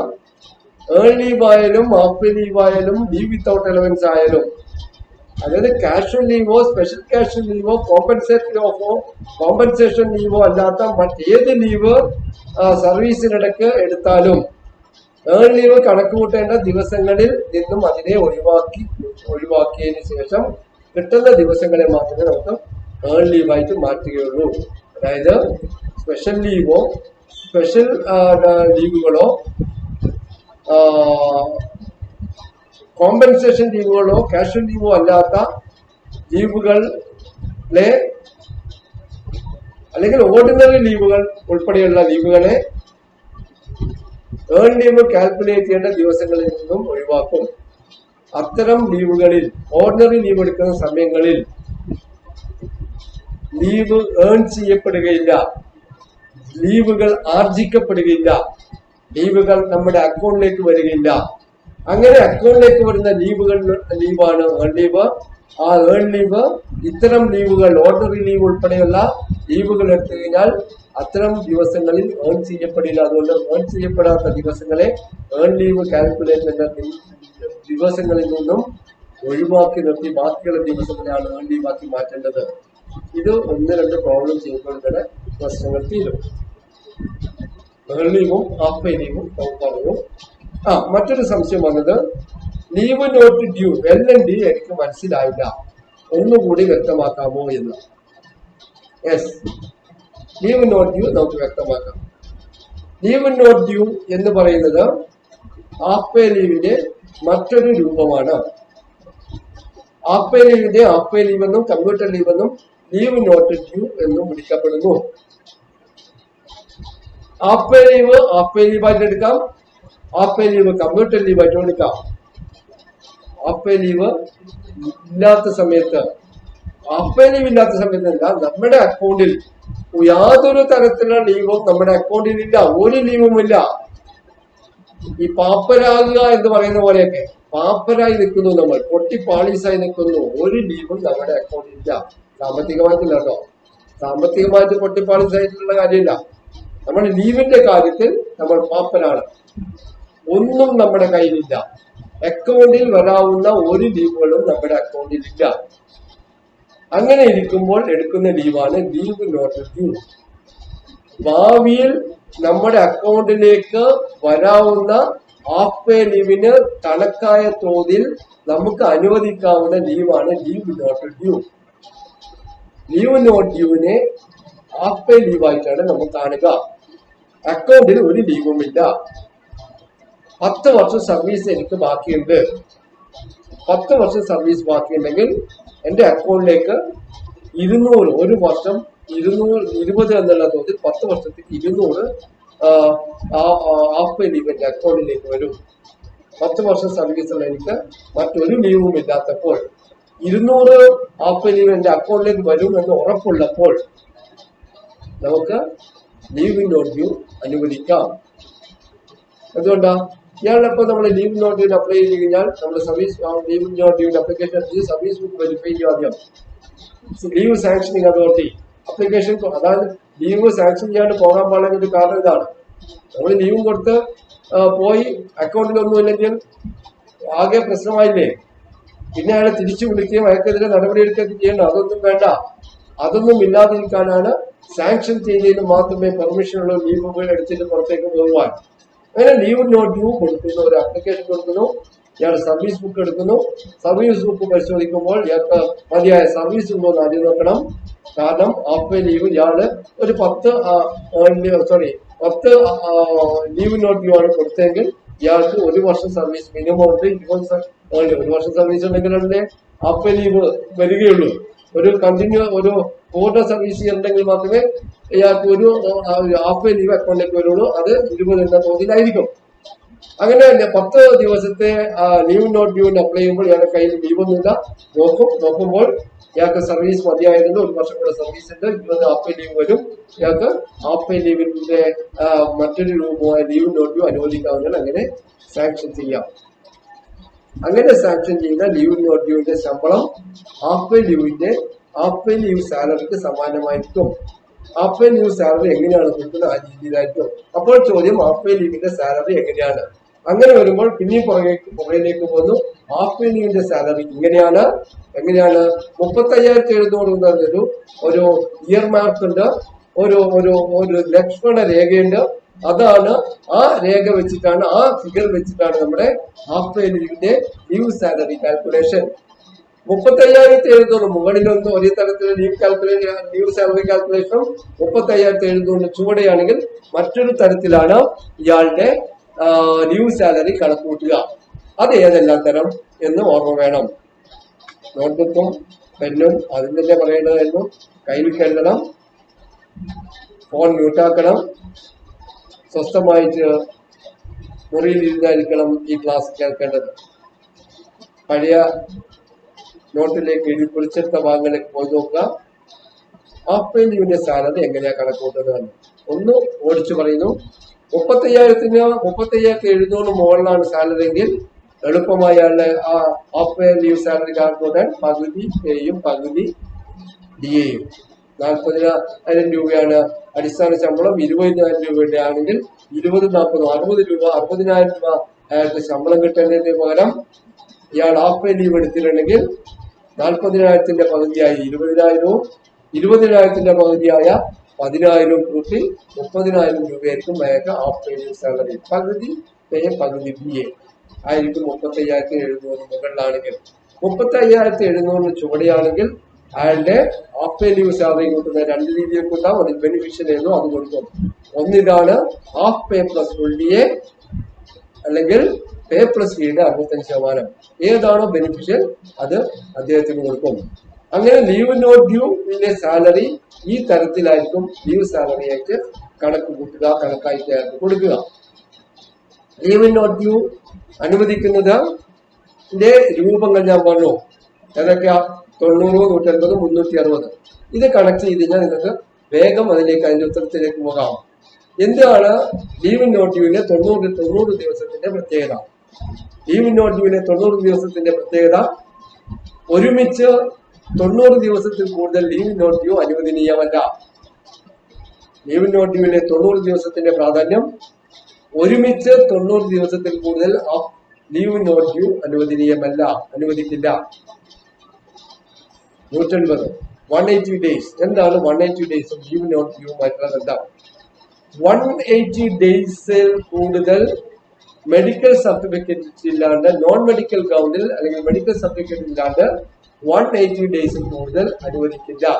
ഈ 180 2-3 സ്ഥലത്തേക്ക് വരുന്നുണ്ട്. അതെല്ലാം കൂടെ കണക്ട് ചെയ്യണം. 180 നേരത്തെ എപ്പോഴാണ് വന്നത്?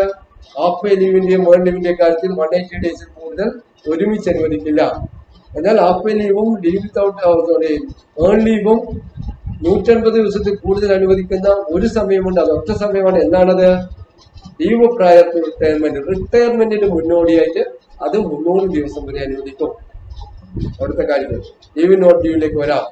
ലീവ് നോട്ട് ഡ്യൂ 180 ദിവസത്തിൽ കൂടുതൽ നോൺ മെഡിക്കൽ ഗ്രൗണ്ടിൽ അനുവദിക്കില്ല. 90 180 360 ദിവസവും ലീവ് നോട്ട് ഡ്യൂ തമ്മിൽ എന്താ ബന്ധം? സർവീസിൽ, ടോട്ടൽ സർവീസിൽ അയാൾക്ക് 360 ദിവസത്തിൽ കൂടുതൽ ലീവ് നോട്ട് ഡ്യൂ അനുവദിക്കില്ല. ഇപ്പോൾ ഒരു ലീവ് നോട്ട് ഡ്യൂവിന്റെ അപ്ലിക്കേഷൻ കൊടുക്കുമ്പോൾ ഇതുമായി ബന്ധപ്പെട്ട ഇത് സാങ്ഷൻ ചെയ്യേണ്ട അതോറിറ്റി ആരോ അവർ ഇത്തരം കാര്യങ്ങളെല്ലാം പരിശോധിക്കണം. 190 ദിവസത്തിൽ കൂടുതലാണോ അപ്ലൈ ചെയ്യുന്നത്? അല്ല, അയാൾക്ക് സാങ്ഷൻ ചെയ്യാം. രണ്ടാമത്, 180 ദിവസത്തിൽ കൂടുതൽ ഇയാൾ മെഡിക്കൽ നോൺ മെഡിക്കൽ കൗണ്ടിൽ ഇത്തരം ലീവ് എടുത്തിട്ടുണ്ടോ? ഇല്ല, സാങ്ഷൻ ചെയ്യാവുന്നതാണ്. മൂന്നാമത്തെ കാര്യം നോക്കും, 360 ദിവസത്തിൽ കൂടുതൽ ഇയാൾ സർവീസിനും കൂടെ കൂട്ടി 360 ദിവസത്തിൽ കൂടുതൽ ആകുമോ ലീവ് നോട്ട് ഡ്യൂ അപ്ലൈ ചെയ്യുന്നത്? ഇല്ല, സാങ്ഷൻ ചെയ്യാവുന്നതാണ്. ഇനി അവസാനത്തെ ഒരു നോട്ടമാണ് വല്ലാത്തൊരു നോട്ടം. അതോടുകൂടി ലീവ് നോട്ട് ഡ്യൂ കഥ കഴിഞ്ഞു. എന്താ നോക്കുക? ഇയാള് സ്ഥിരം ജീവനക്കാരനാണോ, സ്ഥിരം പോസ്റ്റിലാണോ ഇപ്പോൾ ജോലി ചെയ്യുന്നത് എന്ന് നോക്കും. സ്ഥിരം പോസ്റ്റിലല്ല എങ്കിൽ ലീവ് നോട്ട് ഡ്യൂ അനുവദനീയമല്ല.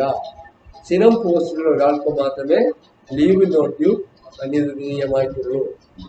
ഇതാണ് ലീവ് നോട്ട് ഡ്യൂവിന്റെ ആകെ തുക. ആകെ കാര്യങ്ങൾ പറഞ്ഞാൽ ഇതാണ്. അപ്പോൾ ലീവ് നോട്ട് ഡ്യൂ ക്ലിയർ ആയിരിക്കും എന്ന് വ്യക്തം. ഇനി അടുത്തത് ഓർഡിനറി ലീവിന്റെ ഏറ്റവും അവസാനത്തെ ഭാഗമായിട്ടുള്ള മൂന്നാമത്തെ വേർഷൻ ആയിട്ടുള്ള മൂന്നാമത്തെ തരം ലീവാണ്. ഓർഡിനറി ലീവ് എടുത്തു. ഓർഡിനറി ലീവിന് half pay ലീവും earn ലീവും half pay leave കഴിഞ്ഞു. മൂന്നാമത്തെ തരം ലീവാണ് leave without allowance. Leave without അലവൻസിലേക്ക് പോകുന്നു. Leave without allowance medical ഗ്രൗണ്ടിലും non medical ഗ്രൗണ്ടിലും എടുക്കാം. ലീവ് വിതൗട്ട് അലവൻസ് ഒരുമിച്ച് ലീവ് വിതൗട്ട് അലവൻസ് 120 4 months 4 മാസത്തിൽ കൂടുതൽ അനുവദനീയമല്ല. എക്സംഷൻ ഉണ്ട്. 120 ദിവസം ഒരുമിച്ച് ദിവസത്തിൽ കൂടുതൽ 4 മാസത്തിൽ കൂടുതൽ ലീവ് വിതൗട്ട് അലവൻസ് അനുവദനീയമല്ല. എക്സെപ്ഷൻ കേസ് വേറെ ഉണ്ട്. അങ്ങനെ ലീവ് വിതൗട്ട് അലവൻസ് എടുക്കുമ്പോൾ പേഴ്സണൽ ഗ്രൗണ്ടിൽ എടുത്തു കഴിഞ്ഞാൽ എത്ര ദിവസം ലീവ് വിതൗട്ട് അലവൻസ് പേഴ്സണൽ ഗ്രൗണ്ടിൽ എടുക്കുന്നോ അത്രയും ദിവസം സർവീസിന്റെ ഭാഗമായിരിക്കില്ല. സർവീസിന്റെ ഭാഗമാകാത്ത ആയി പോകും ലീവ് വിതൗട്ട് അലവൻസ് പേഴ്സണൽ ഗ്രൗണ്ടിൽ സ്വന്തം ആവശ്യത്തിന് സ്വകാര്യ ആവശ്യത്തിന് എടുത്തു കഴിഞ്ഞാൽ, ലീവ് വിതൗട്ട് അലവൻസ് എടുത്തു കഴിഞ്ഞാൽ അത്രയും ദിവസങ്ങൾ നമ്മുടെ സർവീസിന്റെ ഭാഗമാകില്ല. ലീവ് വിതൗട്ട് അലവൻസ് മെഡിക്കൽ ഗ്രൗണ്ടിൽ എടുക്കാം. എന്തെങ്കിലും അസുഖങ്ങൾ ബാധിച്ചാൽ അസുഖവുമായിട്ട് ബന്ധപ്പെട്ട ഡോക്ടറുടെ സർട്ടിഫിക്കറ്റിന്റെ അടിസ്ഥാനത്തിൽ ലീവ് വിതൗട്ട് അലവൻസ് എടുക്കാം. മാക്സിമം 120 days ആണ് ലീവ് വിതൗട്ട് അലവൻസ് അനുവദനീയമായത്. ഒരുമിച്ച് 120 ദിവസത്തിൽ 4 months കൂടുതൽ അനുവദനീയമല്ല. ലീവ് വിതൗട്ട് അലവൻസ് ലോങ് ടൈമിൽ കിട്ടുന്ന 3 അവസരങ്ങളുണ്ട്. 3 അവസരങ്ങളിൽ ഈ 120ന്റെ കടമ്പ കടന്നിട്ട് നമുക്ക് ലീവ് വിതൗട്ട് അലവൻസ് അനുവദിക്കാം. അത് appendix 12A, appendix 12A, appendix 12B, appendix 12C. Appendix 12A, B, C കണക്കിൽ ലോങ് ടേമില് നമുക്ക് ലീവ് വിതൗട്ട് അലവൻസ് അനുവദനീയമാണ്. റൂളിന്റെ ഭാഗമായിട്ട് ലീവ് വിതൗട്ട് അലവൻസ് ലോങ് ടേമില് അപ്പൻഡിക്സ് 12A, B, C ക്രമത്തിൽ അനുവദനീയമാണ്. അപ്പൻഡിക്സ് 12A എന്ന് പറഞ്ഞാൽ ഏത് തരത്തിലുള്ള ലീവ് വിതൗട്ട് അലവൻസ് ആണ്. അപ്പൻഡിക്സ് 12B എന്ന് പറഞ്ഞാൽ ഏത് തരത്തിലുള്ള ലീവ് വിതൗട്ട് അലവൻസ് ആണ്. അപ്പൻഡിക്സ് 12C എന്ന് പറഞ്ഞു കഴിഞ്ഞാൽ ഏത് കാര്യത്തിനാണ് ആ ലീവ് അനുവദിക്കുന്നത് എന്നതിലേക്ക് പോകാം. എയും ബിയും സിയും അതിൽ തന്നെയുണ്ട് എന്താണ് റീസൺ എന്നത് മനസ്സിലാക്കുവാൻ വേണ്ടി എയെയും ബിയെയും സിയെയും നമ്മുടെ മനസ്സിലേക്ക് കൊണ്ടുപോകാൻ ഇരുത്തുവാൻ വേണ്ടി എ എന്ത് ബി എന്ത് സി എന്ന് നമ്മുടെ മനസ്സിലേക്ക് ഉറപ്പിക്കുവാൻ വേണ്ടി. സർവീസ് റൂളിൽ പറയുന്നതല്ല, എയും ബിയും സിയും പറയുന്നുണ്ട്. ഞാൻ പറയാൻ പോകുന്ന കാര്യങ്ങൾ സർവീസ് റൂളിലല്ല, മനസ്സിലാക്കാൻ വേണ്ടി മാത്രം. അപ്പൻഡിക്സ് 12A പണ്ട് അപ്പൻഡിക്സ് 12A പ്രകാരം ലോങ് ടേമില് അനുവദിച്ചത് വിദേശത്ത് ഉന്നത ജോലിക്ക് വേണ്ടി പോകുവാൻ വേണ്ടിയാണ്. അത് മാറ്റി വിദേശത്തോ സ്വദേശത്തോ ഇപ്പോൾ ചെയ്യുന്ന ജോലിയേക്കാൾ മെച്ചപ്പെട്ട ശമ്പളത്തോടുകൂടിയ വ്യവസ്ഥകളോടുകൂടിയ ആനുകൂല്യങ്ങളോടുകൂടിയ ഒരു ജോലി ചെയ്യുമ്പോൾ അനുവദനീയമായ അതിനുവേണ്ടി എടുക്കുന്ന ലീവാണ് അപ്പൻഡിക്സ് 12A. നേരത്തെ എബ്രോഡ് വിദേശത്തേക്ക് മാത്രമായിരുന്നു അനുവദിച്ചുകൊണ്ടിരുന്നത്. അതുകൊണ്ട് തന്നെ എ നമുക്ക് എബ്രോഡ് എന്ന് മനസ്സിൽ ഉറപ്പിക്കുവാൻ വേണ്ടി വെക്കാം. ഇപ്പോൾ എബ്രോഡ് അല്ല, ഇപ്പോൾ അപ്പൻഡിക്സ് 12A പ്രകാരം ഔട്ട്സൈഡ് ഓർ ഇൻസൈഡ് ഇന്ത്യ ആണ്. ഇന്ത്യക്കകത്തോ പുറത്തോ ബെറ്റർ എംപ്ലോയ്മെന്റിനാണ്. ബെറ്റർ എംപ്ലോയ്മെന്റ് വെച്ചാൽ കൂടുതൽ സാമ്പത്തിക സ്ഥിതിയുള്ള, കൂടുതൽ നമുക്ക് മെച്ചപ്പെട്ട, നമ്മൾ കരുതുന്ന രീതിയിൽ ഇപ്പോഴുള്ള സ്ഥിതിയേക്കാൾ കൂടുതൽ ലാഭകരമായിട്ടതോ മെച്ചപ്പെട്ടതോ ഇഷ്ടപ്പെട്ടതോ ആയ മറ്റൊരു ജോലി സ്വീകരിക്കുവാൻ വേണ്ടി, ആ ജോലി ചെയ്യുവാൻ വേണ്ടി ഗവൺമെന്റ് അനുവദിക്കുന്ന ലീവ് വിത്തൗട്ട് അലവൻസ് ആണ് അപ്പൻഡിക്സ് 12A പ്രകാരം അനുവദനീയമായ ലീവ് വിത്തൗട്ട് അലവൻസ്, ശൂന്യവേതന അവധി. അത് 5 വർഷം മുതൽ ടോട്ടൽ സർവീസിൽ മാക്സിമം 20 വർഷം വരെയാണ്. അപ്പൻഡിക്സ് എ പ്രകാരം better employment inside or outside ഇന്ത്യയിൽ വേണ്ടി അനുവദനീയമായ ലീവ് വിത്തൗട്ട് അലവൻസ് 5 വർഷം മുതൽ മാക്സിമം ടോട്ടൽ സർവീസിൽ 20 years ആണ്. 5 വർഷം മുതൽ മാക്സിമം സർവീസിൽ 20 വർഷം വരെ നമുക്ക് അപ്പൻഡിക്സ് എ പ്രകാരം ബെറ്റർ എംപ്ലോയ്മെന്റിന് ലീവിന് ബെറ്റർ എംപ്ലോയ്മെന്റ് പ്രകാരം ലീവിന് ഇന്ത്യക്കകത്തോ പുറത്തോ ജോലി ചെയ്യാൻ അനുവദനീയമാണ് അപ്പൻഡിക്സ് എ പ്രകാരം. നേരെ സിയിലേക്ക് പോവാം. ബി അവിടെ നിൽക്കട്ടെ. സി മീൻസ് കപ്പിൾ എന്ന് മനസ്സിൽ കണ്ടാൽ മതി. കപ്പിൾ നമ്മളുടെ ഭാര്യ ഓർ ഭർത്താവ്, ഭാര്യയോ ഭർത്താവോ വിദേശത്തോ സ്വദേശത്തോ ഉള്ള ഭാര്യയോടോ ഭാര്യയായിട്ടോ ഭർത്താവുമായിട്ടോ ഒരുമിച്ച് ജീവിക്കുവാൻ അവസരം കൊടുക്കുവാനുള്ള ലീവ് ലീവാണ് leave without allowance appendix C പ്രകാരം. സി കപ്പിൾ എന്ന് കണക്കൂട്ടി കണ്ടാൽ നമ്മുടെ മനസ്സിലുറപ്പിക്കാൻ വേണ്ടി നമ്മളുടെ ഭാര്യ ഭർത്താവ് സ്പൗസിനോടൊപ്പം ജീവിക്കുവാൻ വേണ്ടി അനുവദനീയമായ കേരള സർവീസ് റൂളിന്റെ റൂള് പ്രകാരം അപ്പൻഡിക്സ് സിയുടെ പരിമിതിക്കുള്ളിൽ നിന്നുകൊണ്ട് അനുവദനീയമായ ലീവാണ് അപ്പൻഡിക്സ് സി പ്രകാരം അനുവദിക്കുക. എ പോലെ തന്നെ സിയും 5 വർഷം ഒരുമിച്ചും മാക്സിമം സർവീസിൽ 20 years എയും സിയും തമ്മിലുള്ള സമാനതകൾ ഇതാണ്. രണ്ടിലും 5 വർഷം മുതൽ അറ്റസ്റ്റ് ഒരുമിച്ച് 5 വർഷവും മാക്സിമം സർവീസിൽ 20 years എ എന്ന് പറയുന്നത് ബെറ്റർ എംപ്ലോയ്മെന്റിന്, സി എന്ന് പറയുന്നത് ജോയിനിങ് വിത്ത് സ്പൗസ്. എയിലും സിയിലുമുള്ള സമാനത 5 വർഷം അതിന് ഒരുമിച്ചും 20 വർഷം ടോട്ടൽ സർവീസിലും അപ്പൻഡിക്സ് എയും സിയും പ്രകാരം ലീവ് അനുവദനീയമാണ്. ക്ലിയർ? അപ്പൻഡിക്സ് ബി പ്രകാരം നമുക്ക് ലീവ് വിത്തൗട്ട് അലവൻസ് LW അനുവദിക്കുന്നത് 3 മാസം മുതൽ 5 വർഷം വരെയാണ്. സ്റ്റഡി പർപ്പസ് ആണ്. ബി എന്ന് പറയുന്നത് നമ്മളൊരു നമുക്കൊരു സംശയം മനസ്സിലുറക്കുവാൻ വേണ്ടി bachelor of science, bachelor of arts, bachelor of അങ്ങനെയുള്ള ബാച്ചിലർ ഡിഗ്രി എന്ന് മനസ്സിലാക്കാം. ബാച്ചിലർ ഡിഗ്രിക്ക് മാത്രമല്ല കേട്ടോ, 3 മാസമുള്ള ഏതെങ്കിലും ബാച്ചിലർ ഡിഗ്രി ഉണ്ടോ, 5 വർഷം വരെയുള്ള ബാച്ചിലർ ഡിഗ്രി ഉണ്ടോ, അങ്ങനെ പറയാം. നമ്മുടെ മനസ്സിലുറക്കാൻ വേണ്ടി മാത്രമാണ് BA നമ്മൾ അങ്ങനെ ഒരു നാമകരണം നടത്തിയത്. അതല്ല, അങ്ങനെയല്ല, സ്റ്റഡി പർപ്പസിലാണ്. 3 മാസം മിനിമം 3 മാസം മുതൽ മാക്സിമം 5 years വരെയാണ് സ്റ്റഡി പർപ്പസിന് വേണ്ടി നമുക്ക് അപ്പൻഡിക്സ് ബിയുടെ പ്രകാരം ബിയുടെ അടിസ്ഥാനത്തിൽ ലീവ് അനുവദനീയമായിട്ടുള്ളത്. അപ്പൻഡിക്സ് ബി പ്രകാരം സ്റ്റഡി പർപ്പസിനാണ് ലീവ് അനുവദിക്കുക, LW അനുവദിക്കുക. അത് മിനിമം 3 months മുതൽ മാക്സിമം 5 years. മാക്സിമം 5 years എന്നുകൊണ്ട് ഉദ്ദേശിക്കുന്നത് 5 വർഷം കൊണ്ട് പൂർത്തീകരിക്കാവുന്ന ഒരു കോഴ്സ് മാത്രമാണ് നമ്മുടെ ഇടയിലുള്ളത്. കൂടുതലായിട്ടും 5 വർഷത്തിന്റെ കാലപരിധി അപ്പുറമുള്ള കോഴ്സുകളൊന്നുമില്ല. പിന്നെ അതിന്റെ കാലപരിധി കൂടുവാനുള്ള കാരണം പലതാകാം. ഒരുപക്ഷെ 5 വർഷത്തോളം കൂടിപ്പോകാം.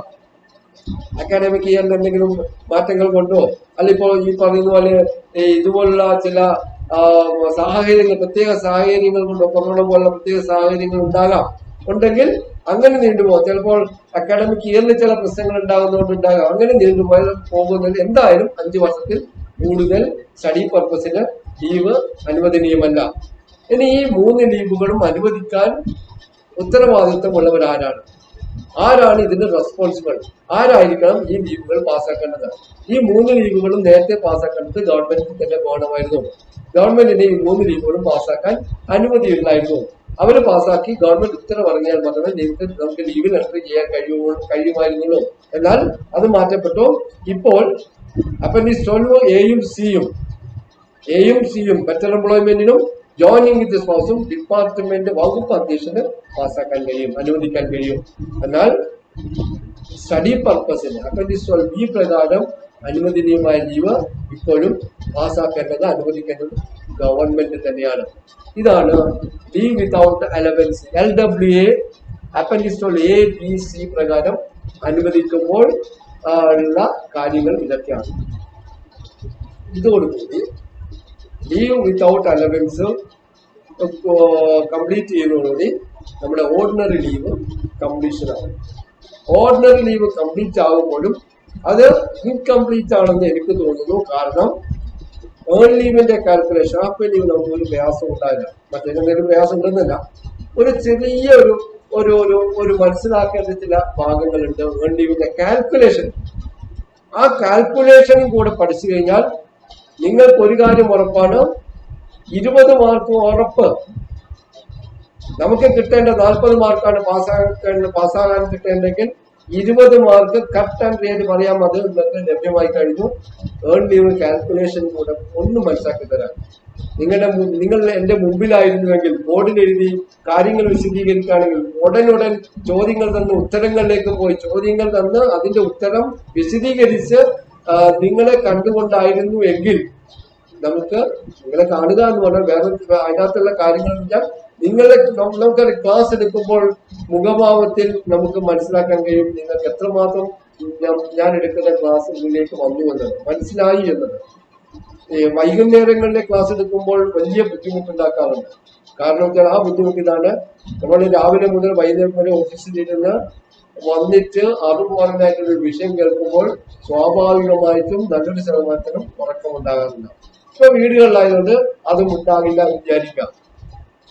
അങ്ങനെ ഇരിക്കുമ്പോൾ ഈ ക്ലാസിന്റെ പ്രത്യേകിച്ച് ഏർലി പോലുള്ള കാൽക്കുലേഷൻ കുറച്ചൊരു ഒരു ഒരു ഒരു ഒരു വിഷമമുള്ള ഒരു കാൽക്കുലേഷൻ ഉണ്ട്. ഒരു മാത്സ് വിഷയമായിട്ടെടുത്ത ആൾക്ക് പോലും അതിനകത്തേക്ക് പ്രശ്നങ്ങൾ ഉണ്ടാകാം.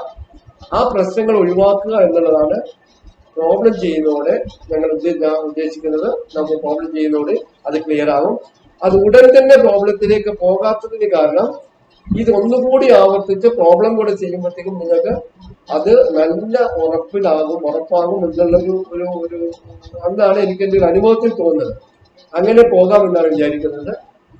ആ പ്രോബ്ലത്തിന് മുമ്പുള്ള ക്ലാസ്സിൽ അടുത്ത ക്ലാസ്സിൽ നമുക്ക് പ്രോബ്ലം ചെയ്യാമെന്ന് പറയുമ്പോൾ നിങ്ങൾ അതുവരെയുള്ളത് ഏർലി ലീവിന്റെ കാര്യം ഒന്ന് റഫർ ചെയ്തുകൊണ്ടിരിക്കുന്നത് നന്നായിരിക്കും. ഇതാണ് ലീവുകൾ, ഓർഡിനറി ലീവുകൾ. നമ്മൾ ആദ്യം തുടക്ക ക്ലാസ്സിൽ പറഞ്ഞു ലീവിനെ 2 തരമായിട്ടാണ് തരംതിരിച്ചിരിക്കുന്നത്, ഓർഡിനറി ലീവെന്നും സ്പെഷ്യൽ ലീവെന്നും. അതിൽ ഒരു മേജർ പോർഷനായില്ല ഓർഡിനറി ലീവ് നമ്മൾ ഒരു വിധത്തിൽ കംപ്ലീറ്റ് ചെയ്തു. അടുത്തതിലേക്ക് കടക്കുന്നു, സ്പെഷ്യൽ ലീവുകൾ. അനവധി ലീവുകൾ ഉണ്ട് എന്ന് ഞാൻ തുടക്കത്തിൽ പറഞ്ഞു. ഈ സ്പെഷ്യൽ ലീവിലേക്ക് ഉൾപ്പെടെ നമുക്ക് ഏകദേശം 600-700 അടുത്ത ലീവുകൾ ഉണ്ടെന്ന് പറഞ്ഞു. അതിലേക്ക് നമ്മൾ കടക്കാൻ പോവുകയാണ്. നിരവധി സ്പെഷ്യൽ ലീവുകളുണ്ട്. സ്പെഷ്യൽ ലീവുകളിൽ നിരവധി സ്പെഷ്യൽ ലീവുകൾ ഞാനിങ്ങനെ ഓരോന്നോരോന്നായിട്ട് പറയുന്നു. നമുക്ക് ഓരോന്നതിന്റെ വിശദീകരണത്തിൽ പോകാം. Special disability leave, hospital leave, maternity leave, child adoption leave, paternity leave, hysterectomy leave, miscarriage leave, ഇങ്ങനെയുള്ള ലീവുകളെല്ലാം നമുക്ക് കടക്കേണ്ടതുണ്ട്.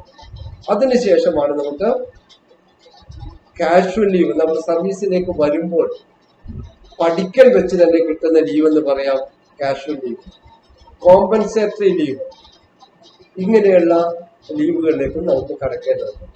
അതിൽ ലളിതമായിട്ടുള്ള ലീവുകൾ ഓരോന്നോരോന്നായിട്ട് കടന്നുകൊണ്ട് നമുക്ക് പോകാം. ആദ്യത്തെ ലീവ് നമുക്ക് പഠിക്കുവാൻ എളുപ്പത്തിലുള്ള leave maternity leave. Maternity leave child adoption leave, miscarriage leave, hysterectomy leave, paternity leave. ഈ ലീവുകളെ നമുക്ക് ഡിസ്കസ് ചെയ്യാം. മെറ്റേണിറ്റി ലീവ് ഒരു പക്ഷേ മെറ്റേണിറ്റി ലീവിന്റെ ഞാൻ ക്ലാസ് പറഞ്ഞു തോന്നുന്നു. മെറ്റേണിറ്റി ലീവിന്റെ റൂള് പെട്ടെന്ന് ചോദിച്ചേക്കാം. കാരണം പെട്ടെന്ന് അറിയാവുന്ന ഒരു റൂളാണ്, മനസ്സിൽ വരാവുന്ന, എപ്പോഴും ഓർത്തിരിക്കാവുന്ന, ഒറ്റ പ്രാവശ്യം പറഞ്ഞാൽ മാത്രം മനസ്സിലിരിക്കുന്ന റൂളാണ് മെറ്റേണിറ്റി ലീവിന്റെ റൂൾ 100 എന്ന് പറയുന്ന റൂള് നമ്മുടെ മനസ്സിൽ എപ്പോഴും ഇരിക്കും. 100 എന്ന് പറയുന്ന ആ റൂളിന് ആ അക്കത്തിന്റെ പല പ്രത്യേകതകൾ. അതിലൊരു പ്രത്യേകത മെറ്റേണിറ്റി ലീവിന്റെ റൂളാണ് റൂൾ 100 എന്നതാണ്. മെറ്റേണിറ്റി മെഡിക്കൽ സർട്ടിഫിക്കറ്റിന്റെ ആവശ്യമില്ല. മെറ്റേണിറ്റി ലീവിന് മെഡിക്കൽ സർട്ടിഫിക്കറ്റിന്റെ ആവശ്യമില്ല. ശ്രദ്ധിക്കുക, മെറ്റേണിറ്റി ലീവിന് മെഡിക്കൽ സർട്ടിഫിക്കറ്റിന്റെ ആവശ്യമില്ല. എന്നാൽ മെറ്റേണിറ്റി ലീവിന് ചില അവസരങ്ങളിൽ മെഡിക്കൽ സർട്ടിഫിക്കറ്റ് ആവശ്യമായി വരും. മെറ്റേണിറ്റി ലീവിന് മെഡിക്കൽ സർട്ടിഫിക്കറ്റ് ചോദിക്കാൻ പാടില്ല. ഏതെങ്കിലും ഒരു മേലധികാരി ഞാൻ മെറ്റേണിറ്റി ലീവിനാണ് ലീവ് അപ്ലിക്കേഷൻ കൊടുത്ത് സർവീസ് ബുക്ക് ഓപ്പൺ ചെയ്തു, മെറ്റേണിറ്റി ലീവ് കൊടുത്തിട്ട് തിരിയാൻ പോകുമ്പോഴത്തേക്കും ഇതിന്റെ അവിടെ ലീവിൽ പ്രവേശിക്കുമ്പോൾ ഉണ്ട മെഡിക്കൽ സർട്ടിഫിക്കറ്റ് എവിടെയെന്ന് ചോദിക്കാനുള്ള അവകാശമോ അധികാരമോ ഒന്നും ആർക്കുമില്ല. കാരണം മെറ്റേണിറ്റി ലീവിന് ലീവ് ആപ്ലിക്കേഷന്റെ കൂട്ടത്തിലോ ലീവ് ആപ്ലിക്കേഷൻ കഴിഞ്ഞ് സർവീസിൽ തിരിച്ച് മെറ്റേണിറ്റി എല്ലാം കഴിഞ്ഞ് തിരിച്ചു വരുമ്പോഴോ മെഡിക്കൽ ലീവ് കൊടുക്കും, മെഡിക്കൽ ലീവിനോടൊപ്പം തിരിച്ചു വരുമ്പോൾ മെഡിക്കൽ ഫിറ്റ്നസ് കൊടുക്കണം. ഈ രണ്ടും വേണ്ട. കാരണം മാതൃത്വത്തിൽ ചോദ്യം ചെയ്യാൻ ആർക്കും അവകാശമില്ല. മെറ്റേണിറ്റി ലീവിന് അതുകൊണ്ട് തന്നെ മെഡിക്കൽ സർട്ടിഫിക്കറ്റ് ആവശ്യമില്ല. മെറ്റേണിറ്റി ലീവ് നമുക്ക് 180 ദിവസമാണ് അനുവദിക്കുന്നത്. 6 മാസം, 6 months ആണ് മെറ്റേണിറ്റി ലീവായിട്ട് അനുവദിക്കുക. മെറ്റേണിറ്റി ലീവിന്റെ കണ്ടിന്യൂസ് ആയിട്ട് 60 ദിവസം 60 days LWA എടുക്കാം. അതിനും മെഡിക്കൽ സർട്ടിഫിക്കറ്റ് വേണ്ട. ഡ്യൂട്ടിയുടെ ഭാഗമായിട്ട് ഈ രണ്ടും കൗണ്ട് ചെയ്യും. 240 days എന്നിട്ട് അങ്ങനെ മെറ്റേണിറ്റിയുടെ ഭാഗമായിട്ട് ഓഫീസിൽ നിന്നും മാറി നിൽക്കാം. മെഡിക്കൽ സർട്ടിഫിക്കറ്റിലാണ് റൂൾ 100 പ്രകാരം മെറ്റേണിറ്റി ലീവ് എടുക്കുമ്പോൾ 180 days മെറ്റേണിറ്റിയുടെ എല്ലാ ശമ്പളത്തോടും കൂടിയും നിങ്ങൾക്ക് മാറി നിൽക്കാം. അതോടൊപ്പം തന്നെ ശൂന്യവേതന അവധിയുടെ ഭാഗമായിട്ട് അതിന് കണ്ടിന്യൂസ് ആയിട്ട് 60 ദിവസം ലീവ് വിത്തൗട്ട് അലവൻസിനും നമുക്ക് മാറിക്കാം. അതിന് ശമ്പളം ഉണ്ടാവില്ല, പക്ഷെ സർവീസിനെ ബാധിക്കില്ല. ലീവ് സർട്ടിഫിക്കറ്റിലാണ്ട് സർവീസിനെ ബാധിക്കാത്ത LW ഏതാണെന്ന് ചോദ്യം വന്നാൽ അങ്ങനെ ചോദ്യം വരാം. ലീവ് മെറ്റേണിറ്റി മെഡിക്കൽ സർട്ടിഫിക്കറ്റിലാണ്ട് ലീവ് സർവീസിനെ ബാധിക്കാത്ത ഏത് ലീവാണ് നമുക്കുള്ളതെന്ന് ചോദിച്ചു കഴിഞ്ഞാൽ മെറ്റേണിറ്റി ലീവിന്റെ കണ്ടിന്യൂസ് ആയിട്ട് വരുന്ന ലീവ് വിത്തൗട്ട് അലവൻസ് 60 days ആണ്. സർവീസിനെ ബാധിക്കാത്ത ആ ലീവ് എന്ന് നമുക്ക് ഉത്തരമായിട്ട് എഴുതാൻ കഴിയും. അങ്ങനെ ചോദ്യം വരാം. തിരിച്ചു ഇവിടുന്ന് ഇടത്തുനിന്ന് വലത്തോട്ടേക്കല്ല എഴുത്തു വരിക, വലത്തുനിന്ന് ഇടത്തോട്ടേക്കും എഴുത്തു വരാം, ചോദ്യങ്ങൾ വരാം. അങ്ങനെയും ഈ രീതിയിലും ചോദ്യം വരാം. അങ്ങനെ മെറ്റേണിറ്റി ലീവിന് മെഡിക്കൽ സർട്ടിഫിക്കറ്റിലാണ്ട് ലീവ് പ്രവേശിക്കാം. ലീവ് അപ്ലിക്കേഷൻ കൊടുത്തുകൊണ്ട് ലീവ് സാങ്ഷൻ ചെയ്തുകൊണ്ട് നമുക്ക് മെറ്റേണിറ്റി പോവുകയും ചെയ്യാം. കണ്ടിന്യൂസ് ആയിട്ട് 60 days കൂടെ 2 മാസം കൂടെ കണ്ടിന്യൂസ് ആയിട്ട് എടുക്കാം. ഞാൻ എൻ്റെ ഇടക്ക് പറഞ്ഞു മെഡിക്കൽ സർട്ടിഫിക്കറ്റ് മെറ്റേണിറ്റി ലീവിന് വേണ്ട എന്ന്. എന്നാൽ മെറ്റേണിറ്റി ലീവിന് മെഡിക്കൽ സർട്ടിഫിക്കറ്റ് വേണ്ട ഒരു അവസരമുണ്ട്, ഒരു സമയമുണ്ട്. അതെന്താണ്? 2 മെറ്റേണിറ്റി ഒരാൾക്ക്. അങ്ങനെയുണ്ടോ? മെറ്റേണിറ്റി എന്ന് ഒന്നേ ഉള്ളൂ. എന്നാൽ മെറ്റേണിറ്റി ലീവ് 2 തരത്തിൽ എങ്ങനെയാണ് കാണുക? 2 തരത്തിൽ കാണേണ്ടതുണ്ട്. നമ്മൾ സർവീസിൽ വന്നതിന് ശേഷമാണ് മെറ്റേണിറ്റി ലീവിൽ പ്രവേശിക്കുന്നതെങ്കിൽ അതിന് മെഡിക്കൽ സർട്ടിഫിക്കറ്റിന്റെ ആവശ്യമില്ല. എന്നാൽ സർവീസിൽ വരുന്നതിന് മുൻപ് നമുക്ക് അഡ്വൈസ് കിട്ടി അപ്പോയിന്റ്മെന്റ് ഓർഡർ കിട്ടിയപ്പോൾ നമ്മൾ മെറ്റേണിറ്റിയിലാണ് ഡെലിവറി കഴിഞ്ഞു നിൽക്കുക. അങ്ങനെ ഡെലിവറി കഴിഞ്ഞു നിൽക്കുന്ന ഒരാൾ സർവീസിലേക്ക് വരുമ്പോൾ ഒരാൾക്ക് മെറ്റേണിറ്റി ലീവ് മാക്സിമം അനുവദനീയം 180 days ആണ്. ഈ 180 daysനുള്ളിലാണ് ഡെലിവറി കഴിഞ്ഞ് 180 daysനുള്ളിലാണ് സർവീസിലേക്ക് കയറുന്നത്. അപ്പോയിന്റ്മെന്റ് ഓർഡർ കിട്ടുന്നത്. സർവീസ് അപ്പോയിന്റ്മെന്റ് ഓർഡർ കിട്ടിക്കഴിഞ്ഞാൽ ഞാൻ മെറ്റേണിറ്റിയിലാണ്, എനിക്ക് 150 ദിവസം കഴിഞ്ഞ് വരാൻ പറ്റുള്ളൂ എന്ന് നമുക്ക് പറയാൻ കഴിയില്ല. നിയമപരമായി നമുക്കൊരു അപ്പോയിന്റ്മെന്റ് ഓർഡർ കിട്ടിക്കഴിഞ്ഞാൽ 7 ദിവസം അല്ലെങ്കിൽ 15 ദിവസത്തിനുള്ളിൽ നമ്മൾ ജോയിൻ ചെയ്യണം. എക്സ്റ്റൻഷൻ 30 ദിവസം വരെയൊക്കെ ഗവൺമെന്റിൽ പോയാൽ നമുക്ക് എക്സ്റ്റൻഷൻ കിട്ടിയെന്നിരിക്കാം. എന്തായാലും 150 ദിവസം വരെ ഒന്നും കിട്ടില്ല. അങ്ങനെ ഡെലിവറി കഴിഞ്ഞ ഒരാൾക്ക് അപ്പോയിന്റ്മെന്റ് കിട്ടുമ്പോൾ അയാൾക്ക് ജോയിൻ ചെയ്യാൻ വരുമ്പോൾ മെഡിക്കൽ സർട്ടിഫിക്കറ്റോടുകൂടി വരികയും അന്നേ ദിവസം തന്നെ മെറ്റേണിറ്റി ലീവിൽ പ്രവേശിക്കുകയും ചെയ്യാം. ഉദാഹരണം, ഒരു കുട്ടി ഡെലിവറി കഴിഞ്ഞു, അപ്പോയിന്റ്മെന്റ് ഓർഡർ ഡെലിവറി കഴിഞ്ഞ് നോക്കുമ്പോഴാണ് അപ്പോയിന്റ്മെന്റ് ഓർഡർ കിട്ടുന്നത്. എത്രയും പെട്ടെന്ന് നമ്മൾ എങ്ങനെയാണ് സർവീസ് 15 ദിവസങ്ങളിൽ ജോയിൻ ചെയ്യണമെന്ന് പറയുന്നത്. അങ്ങനെ 15 ദിവസം കൊണ്ട് ജോയിൻ ചെയ്യണമെന്ന് പറഞ്ഞ അപ്പോയിന്റ്മെന്റ് ഓർഡറിന്റെ ഭാഗമായിട്ട് അവര് ആ കുട്ടി അപ്പോയിന്റ്മെന്റ് ഓർഡറിട്ട് ജോലി നിർബന്ധമാണ്, അല്ലെ ജോലി ഉപേക്ഷിക്കേണ്ടി വരും. അങ്ങനെ ജോലി എന്നുള്ള ഒരു ശാശ്വത കാര്യത്തിലേക്ക് കടക്കുവാൻ വേണ്ടി, ജോലി പ്രവേശിക്കുവാൻ വേണ്ടി ഇവരുടെ എല്ലാ സർട്ടിഫിക്കറ്റുകളിലും ഒറിജിനൽ മേടിക്കുന്നതോടൊപ്പം അപ്പോയിന്റ്മെന്റ് ഓർഡറിൽ പറഞ്ഞ എല്ലാ കാര്യങ്ങളും, അപ്പോയിന്റ്മെന്റ് ഓർഡർ അയക്കുന്നവർക്കൊന്നും നമ്മൾ ഡെലിവറി കഴിഞ്ഞ് കിടക്കുന്നതെന്ന് അറിയില്ലല്ലോ. നമ്മൾ അതിനകത്ത് പറഞ്ഞ ഉത്തരവിൽ പറഞ്ഞ അപ്പോയിന്റ്മെന്റ് ഓർഡറിൽ പറഞ്ഞ എല്ലാ കാര്യങ്ങളും റെഡിയാക്കുന്നതോടൊപ്പം ഒരു ഡോക്ടർ സർട്ടിഫിക്കറ്റ് ഇവിടെ കരുതണം. ആ ഡോക്ടർ സർട്ടിഫിക്കറ്റ് ഇതായിരിക്കും പറയുക, ഈ ജോയിൻ ചെയ്യുന്ന വരുന്നാൽ ഇന്ന ദിവസം ഒരു കുഞ്ഞിന് ജന്മം നൽകി, അല്ലെങ്കിൽ ഇന്ന ദിവസം ഡെലിവറി കഴിഞ്ഞതാണ് എന്ന് പറയും. അപ്പൊ അതിനകത്ത് സുവ്യക്തമാണ് ഇവരുടെ ഡെലിവറി എപ്പോഴാണ് കഴിഞ്ഞതെന്നുള്ളത്. ഇപ്പൊ സർവീസിൽ വരുമ്പോഴത്തേക്കും 10 ദിവസം മുമ്പ് ഡെലിവറി കഴിഞ്ഞത് സർട്ടിഫിക്കറ്റായിട്ടാണ് വരുന്നത്. ജോയിൻ ചെയ്ത അന്ന് മുതൽ അവർക്ക് ലീവിൽ പ്രവേശിക്കാം. ശേഷിക്കുന്ന ദിവസങ്ങൾ മാത്രമേ ലീവായിട്ട് അനുവദിക്കൂ. എങ്ങനെ ശേഷിക്കുന്ന ദിവസം? ടോട്ടൽ മെറ്റേണിറ്റി ലീവ് എന്ന് പറയുന്നത് 180 days ആണ്. 10 ദിവസം കഴിഞ്ഞു ഡെലിവറി കഴിഞ്ഞിട്ട്, അതായത് 180 days നിന്നും 10 ദിവസം കുറച്ചാൽ കിട്ടുന്ന ദിവസങ്ങൾ എത്രയോ 170 ആണ്. 170 days അവർക്ക് മെറ്റേണിറ്റി ലീവായിട്ട് അനുവദിക്കും. അങ്ങനെയുള്ള കേസിൽ മാത്രമേ ഡോക്ടർ സർട്ടിഫിക്കറ്റ് വേണ്ടൂ. കാരണം ആ ഒരു ഡോക്ടർക്ക് പറയാൻ കഴിയുള്ളൂ, ഒരു ഡോക്ടറാണ് അതോറിറ്റി എന്നാണ് ഇവരുടെ ഡെലിവറി കഴിഞ്ഞ ദിവസം പറയേണ്ട അതോറിറ്റി, സർട്ടിഫൈഡ് അതോറിറ്റി ഡോക്ടറാണ്. അത് ആ കുട്ടിയോ കുട്ടിയുടെ മാതാപിതാക്കളോ മറ്റുള്ളവർ ആരുമല്ല, ഡിപ്പാർട്ട്മെന്റിൽ ആരുമല്ല. ഒരു സപ്പോർട്ടിംഗ് എവിഡൻസ് അതിന് പറ്റില്ല. അതിനുള്ള സപ്പോർട്ടിംഗ് എവിഡൻസ് എന്ന് പറയുന്നത് ഡോക്ടർ സർട്ടിഫിക്കറ്റ് ആണ്. അങ്ങനെയുള്ള കേസിൽ മാത്രം മെഡിക്കൽ സർട്ടിഫിക്കറ്റോടുകൂടെ മാത്രമേ ഇവർക്ക് മെറ്റേണിറ്റി ലീവിന് എൻട്രി ചെയ്യാൻ കഴിയുള്ളൂ. ആ കേസിൽ സർവീസിൽ വരുന്നതിന് മുമ്പ് ഡെലിവറി കഴിഞ്ഞിട്ടുണ്ടെങ്കിൽ മെഡിക്കൽ സർട്ടിഫിക്കറ്റ് വേണം മെറ്റേണിറ്റി ലീവിലേക്ക് പ്രവേശിക്കണം. മെറ്റേണിറ്റി ലീവിന്റെ മറ്റു ചില കാര്യങ്ങൾ, മെറ്റേണിറ്റി ലീവ് സർവീസിന്റെ ഭാഗമായിട്ട് കണക്കിലെടുക്കും. ടോട്ടൽ നമ്പർ ഓഫ് സർവീസിൽ, ടോട്ടൽ ഇയർ ഓഫ് സർവീസിന്റെ കാര്യങ്ങളിൽ ഈ മെറ്റേണിറ്റി ലീവിന്റെ പീരീഡ് എടുക്കും. എന്നാൽ മെറ്റേണിറ്റി ലീവിൽ ഏൺ ലീവ് ഏൺ ചെയ്യപ്പെടില്ല, കാൽക്കുലേറ്റ് ചെയ്യപ്പെടില്ല. മെറ്റേണിറ്റി ലീവിന്റെ ദിവസങ്ങൾ എത്രയോ അത്രയും ദിവസങ്ങൾ ഏൺ ലീവ് കാൽക്കുലേറ്റ് ചെയ്യേണ്ട ദിവസങ്ങളിൽ നിന്നും കുറച്ചതിന് ശേഷം മാത്രമേ നമുക്ക് ഏൺ ലീവ് കാൽക്കുലേറ്റ് ചെയ്യാൻ പാടുകയുള്ളൂ. 365 ദിവസമുള്ള ഒരു വർഷത്തിൽ മെറ്റേണിറ്റി ലീവ് 180 ദിവസം എടുത്തിട്ടുണ്ടെങ്കിൽ 360 മൈനസ് 180 ഈക്വൽസ് 185 ദിവസം മാത്രമേ 185 എന്തായിട്ട് ഡിവൈഡ് ചെയ്യുക? 1/11 കൊണ്ടോ 1/22 കൊണ്ടോ ഡിവൈഡ് ചെയ്തുകൊണ്ട് അവരുടെ ഏൺ ലീവ് കാൽക്കുലേറ്റ് ചെയ്യുള്ളൂ. അതായത് മെറ്റേണിറ്റി ലീവ് പീരീഡിൽ ലീവ് ഏൺ ചെയ്യപ്പെടുകയില്ല, ഏൺ ലീവ് അക്കൗണ്ടിലേക്ക് പോസ്റ്റ് ചെയ്യപ്പെടില്ല. അത്രയും ദിവസങ്ങളിൽ ഏൺ ലീവ് കണക്കൂട്ടേണ്ട നമ്പർ ഓഫ് ഡേയ്സിൽ നിന്നും ഒഴിവാക്കും, മാറ്റി നിർത്തും, വേണ്ട എന്ന് വെക്കും. മെറ്റേണിറ്റി ലീവിൽ ഏൺ ചെയ്യപ്പെടില്ല, ലീവ് ഏൺ ചെയ്യപ്പെടില്ല, ഏൺ ലീവ് അക്കൗണ്ടിലേക്ക് വരില്ല.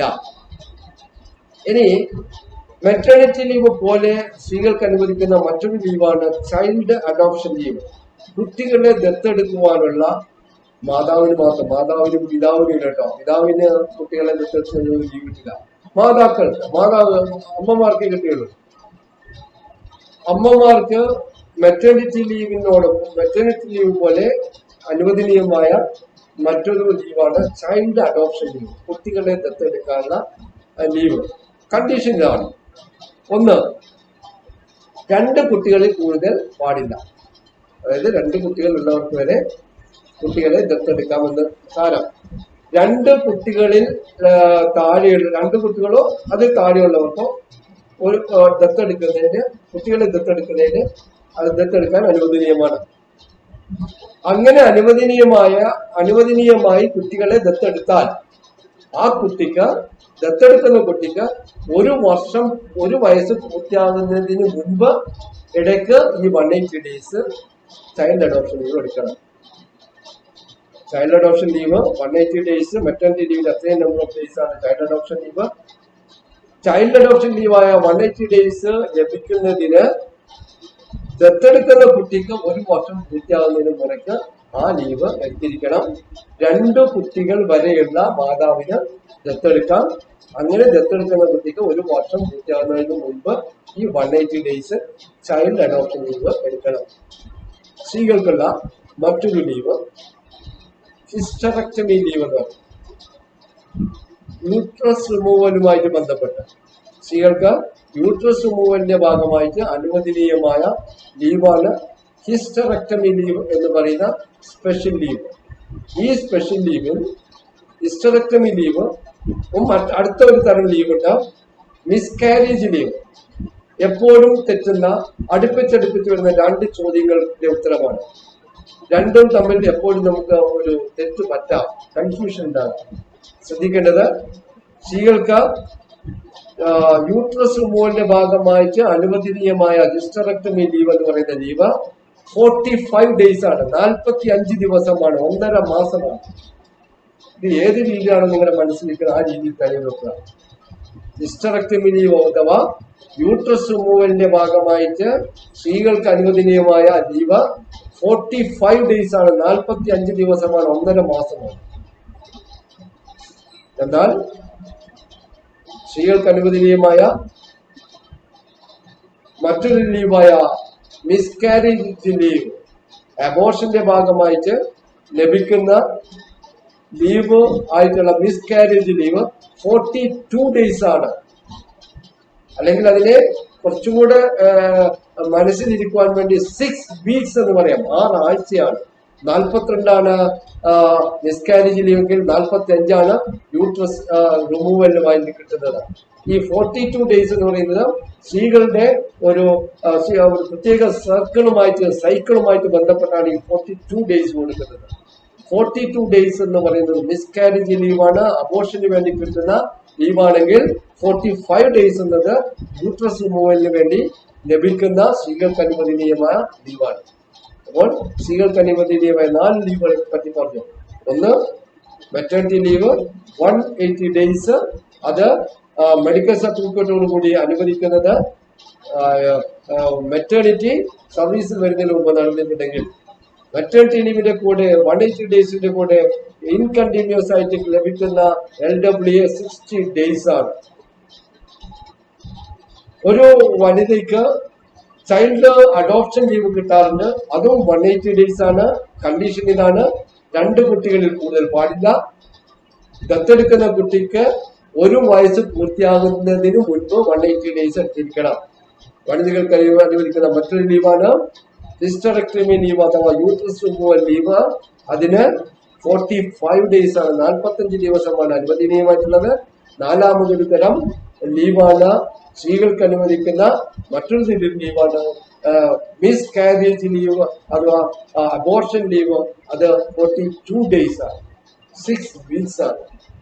മറ്റേത് 1.5 മന്ത് ആണ്. യൂട്രസ് റിമൂവലുള്ള hysterectomy leave 1.5 month or 45 days. ഇത് മിസ്കാരേജ് ഉള്ള ലീവ് 6 വീക്സ് 42 ഡേയ്സ് ആണ്.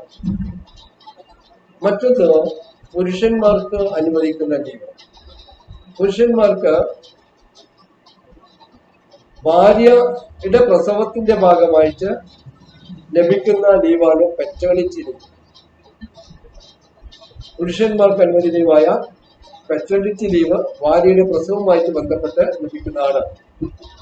അത് ഭാര്യയുടെ പ്രസവത്തിന് മുൻപോ പിൻപോ, 3 മാസത്തിന് മുൻപോ 3 മാസത്തിനുള്ളിലോ ഈ ലീവ് എടുത്തിരിക്കണം, അല്ലെങ്കിൽ ലാപ്സ് ആയിരിക്കും. പെറ്റേണിറ്റി ലീവ് ഭാര്യയുടെ പ്രസവത്തിന് മുൻപോ പിൻപോ 3 മാസത്തിനുള്ളിൽ എടുത്തിരിക്കണം. ഡോക്ടറുടെ സർട്ടിഫിക്കറ്റ് വേണം. അല്ലാണ്ട് എന്റെ ഭാര്യ പ്രസവിക്കാൻ പോകുന്നു, എനിക്ക് 10 ദിവസത്തെ പെറ്റേണിറ്റി ലീവ് തരണം എന്ന് പറഞ്ഞു കഴിഞ്ഞാൽ അത് തരില്ല. ഡോക്ടർ സർട്ടിഫിക്കറ്റ് തന്നെ വേണം. ഡോക്ടറുടെ സർട്ടിഫിക്കറ്റിന്റെ അടിസ്ഥാനത്തിൽ പുരുഷ ജീവനക്കാർക്ക് ഭാര്യയുടെ പ്രസവത്തിന്റെ ഭാഗമായിട്ട് അനുവദിക്കുന്ന 10 ദിവസത്തെ ലീവാണ് പെറ്റേണിറ്റി ലീവ്. അത് ഭാര്യയുടെ പ്രസവത്തിന് 3 മാസം മുൻപോ പിൻപോ എടുത്തിരിക്കണം, അല്ലെങ്കിൽ അത് ലാപ്സ് ആയി പോകുന്നു. ഇതാണ് ലീവിന്റെ, സ്പെഷ്യൽ ലീവിന്റെ ഏകദേശം കുറെ കാര്യം. ഇപ്പൊ സ്പെഷ്യൽ ലീവുകൾ സ്ഥിരമായിട്ട് വരുന്ന ചോദ്യങ്ങളിൽ നിന്നുമുള്ള ചില ഭാഗങ്ങളാണ്, സ്പെഷ്യൽ ലീവിന്റെ ചില ഭാഗങ്ങളാണ് ഇവിടെ എടുത്തത്. ഇനി നമുക്ക് കടക്കേണ്ടത് സ്പെഷ്യൽ ലീവുള്ള മറ്റു തരം ലീവുകളും അതുപോലെ തന്നെ വിവിധങ്ങളായിട്ടുള്ള കാഷ്വൽ ലീവ് ഉൾപ്പെടെയുള്ള കോമ്പൻസേറ്ററി ഓഫ് ഉൾപ്പെടെയുള്ള ലീവുകളെ പറ്റി നമുക്ക് കടക്കേണ്ടതുണ്ട്. അതിനകത്ത് കാഷ്വൽ ലീവും കോമ്പൻസേറ്ററി ഓഫും കൂടെ എടുത്തിട്ട് സ്പെഷ്യൽ ലീവിലേക്ക് കടക്കാം. കാഷ്വൽ ലീവ് കലണ്ടർ ഇയറിന്റെ കണക്കിലാണ് കാഷ്വൽ ലീവ് അനുവദിക്കുന്നത്. കാഷ്വൽ ലീവ് കലണ്ടർ ഇയറിന്റെ കണക്കിലാണ് നമുക്ക് അനുവദിക്കുന്നത്. കാഷ്വൽ ലീവ് ഒരു കലണ്ടർ ഇയറിൽ 20 ദിവസമാണ് അനുവദനീയം. കാഷ്വൽ ലീവ് ഒരു കലണ്ടർ വർഷത്തിലാണ് കാഷ്വൽ ലീവ് അനുവദനീയം. 20 ദിവസമാണ് ജീവനക്കാർക്ക് കാഷ്വൽ ലീവായിട്ട് അനുവദിക്കുന്നത്. അധ്യാപകർക്ക് 15. ജീവനക്കാർക്ക് 20, അധ്യാപകർക്ക് 15 കാഷ്വൽ ലീവാണ് ഒരു കലണ്ടർ വർഷം അനുവദിക്കുക. കാഷ്വൽ ലീവിന് മാത്രമുള്ള ഒരു പ്രത്യേകത, മറ്റ് ലീവുകളിൽ നിന്നുള്ള ഒരു സ്പെഷ്യാലിറ്റി ഉണ്ട് കാഷ്വൽ ലീവിന്. ഒന്നല്ല, പല സ്പെഷ്യാലിറ്റികളുണ്ട്. അതിലൊന്ന് കാഷ്വൽ ലീവിനെ മുറിച്ചെടുക്കാം. കാഷ്വൽ ലീവിനെ 2 കഷ്ണമായിട്ട്, ഒരു കാഷ്വൽ ലീവിനെ 2 കഷ്ണമായിട്ട് എടുക്കാം. ഹാഫ് പേ ലീവിനെ 2 ചേർത്ത് ഒരു കമ്പ്യൂട്ടർ ലീവായിട്ട് എടുക്കാമെന്ന് പറഞ്ഞ പോലെ അത് ചേർത്താണ് എടുക്കുന്നതെങ്കിൽ ഇത് മുറിച്ചെടുക്കാം. കാഷ്വൽ ലീവിനെ മുറിച്ചെടുക്കാം 2 ഭാഗങ്ങളായിട്ട്, രാവിലെ ആയിട്ടോ ഉച്ച കഴിഞ്ഞോ. രാവിലെ എന്നുള്ള രീതിയിലോ ഉച്ചയ്ക്ക് ശേഷം എന്ന രീതിയിൽ 2 രീതി. രാവിലേക്ക് എടുക്കാൻ വേണമെങ്കിൽ ഉച്ചയ്ക്ക് വന്ന് ഓഫീസിൽ വരാം. രാവിലെ ഓഫീസിൽ വന്നിട്ട് ഉച്ചയ്ക്ക് ശേഷം ലീവ് എടുത്ത് പോകാൻ കഴിയും. കാഷ്വൽ ലീവ് എന്ന് പറയുന്നത് സഡൻ ആയിട്ടുണ്ടാകുന്ന ഒരു ലീവാണ്. സഡൻ ആയിട്ടുള്ള കാര്യങ്ങൾക്ക്, പെട്ടെന്നുണ്ടാകുന്ന കാര്യങ്ങൾ, അത്യാവശ്യ കാര്യങ്ങൾക്ക് വേണ്ടി ഉപയോഗിക്കുന്ന ലീവാണ് കാഷ്വൽ ലീവ്. കാഷ്വൽ ലീവ് ഒരു കലണ്ടർ വർഷം 20 എന്ന തോതിലും കാഷ്വൽ ലീവ് മുറിച്ചെടുക്കാവുന്നതാണ്. കാഷ്വൽ ലീവിന്റെ മറ്റൊരു പ്രത്യേകത, കാഷ്വൽ ലീവ് എടുക്കാതെ തന്നെ നമ്മുടെ അക്കൗണ്ടിൽ നമ്മളിൽ നിന്ന് നീക്കപ്പെടാൻ ഇടയുള്ള ചില സാഹചര്യങ്ങളുണ്ട്. എപ്പോഴാണ് കാഷ്വൽ ലീവ് നമ്മൾ എഴുതി കൊടുക്കാണ്ട് നമ്മളറിയാതെ നമ്മളിൽ നിന്ന് നീക്കം ചെയ്യപ്പെടുന്നത്? അത് ഈ സാഹചര്യം ഇതാണ്. ഒരു ജീവനക്കാരൻ 3 ദിവസം കണ്ടിന്യൂസ് ആയിട്ട് ലേറ്റ് ആയാൽ, 3 ദിവസം അടുപ്പിച്ച് ലേറ്റ് ആയിട്ട് ഓഫീസിൽ വന്നു കഴിഞ്ഞാൽ അയാളുടെ ഒരു കാഷ്വൽ ലീവ് ഫോർഫീറ്റ് ചെയ്യും, നീക്കം ചെയ്യപ്പെടുവാൻ അക്കൗണ്ടിൽ നിന്നും. 20 എന്നുള്ളത് 19 മാറും. അങ്ങനെ കാഷ്വൽ ലീവ് ഫോർഫീറ്റ് ചെയ്യാൻ തുടങ്ങിക്കഴിഞ്ഞാൽ നമ്മളുടെ ജനുവരി മാസം കഴിയുന്നതോടുകൂടി നമ്മുടെ കയ്യിൽ ചിലപ്പോൾ കാഷ്വൽ ലീവ് ഒന്നും ഉണ്ടാകാത്തൊരവസ്ഥ ഉണ്ടാക്കരുത് നമ്മളാരും. പലരും ചിലരെങ്കിലും എന്ന് പറയും, ഒരു സാമാന്യവൽക്കരിക്കുന്ന ശരിയാണ്. ഈ ലീവ് ഓഫീസിൽ വരുന്നത് നിരുത്തരവാദിത്തപരമായിട്ട് ഓഫീസിൽ വരുന്ന പലരും നമുക്ക് സിവിൽ സ്റ്റേഷനിലേക്ക് മൊബൈൽ മാറി നിന്ന് കഴിഞ്ഞാൽ കാണാൻ കഴിയും. എന്നും 11 മണിക്ക് മാത്രം വരുന്ന ചിലവ്, 12 മണിക്ക് വന്നിട്ട് അങ്ങനെ വരും. ലേറ്റ് ആയിട്ട് വന്ന് നേരത്തെ വന്ന് ചിലവ് 12 മണിക്ക് വന്നിട്ട് 3 മണിക്ക്. അതൊന്നും ഒരു ശരിയായ രീതിയാണ് എന്ന് ആരും കരുതരുത്. ഉപയോഗിക്കുന്നവർ നമ്മള് എല്ലാവരും നല്ല തോതിൽ ശമ്പളം മേടിക്കുന്നവരാണ്. അതിനൊന്നും ഒരു തർക്കമില്ല. ഞാൻ സർവീസിൽ കയറുമ്പോൾ 825 രൂപ സർവീസിൽ തുടങ്ങലാണ്.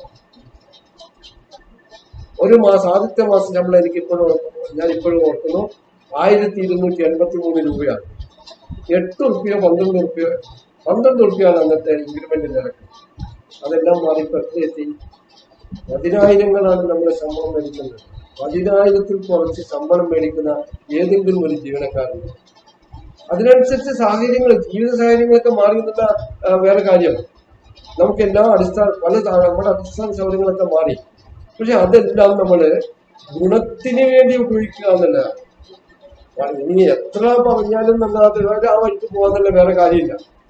പറഞ്ഞത് ഡ്യൂട്ടി ഫസ്റ്റ് ആണ്, അതിനുശേഷമാണ് മറ്റുള്ള കാര്യം.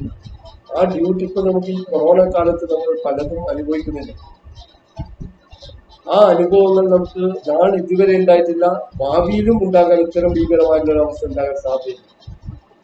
ഗവൺമെന്റുകൾ ചിലപ്പോൾ മാറിക്കഴിഞ്ഞാൽ, അവരുടെ നയങ്ങൾ മാറിക്കഴിഞ്ഞാൽ ഉണ്ടാകുന്ന ഭീകരത അപാരമായിരിക്കും.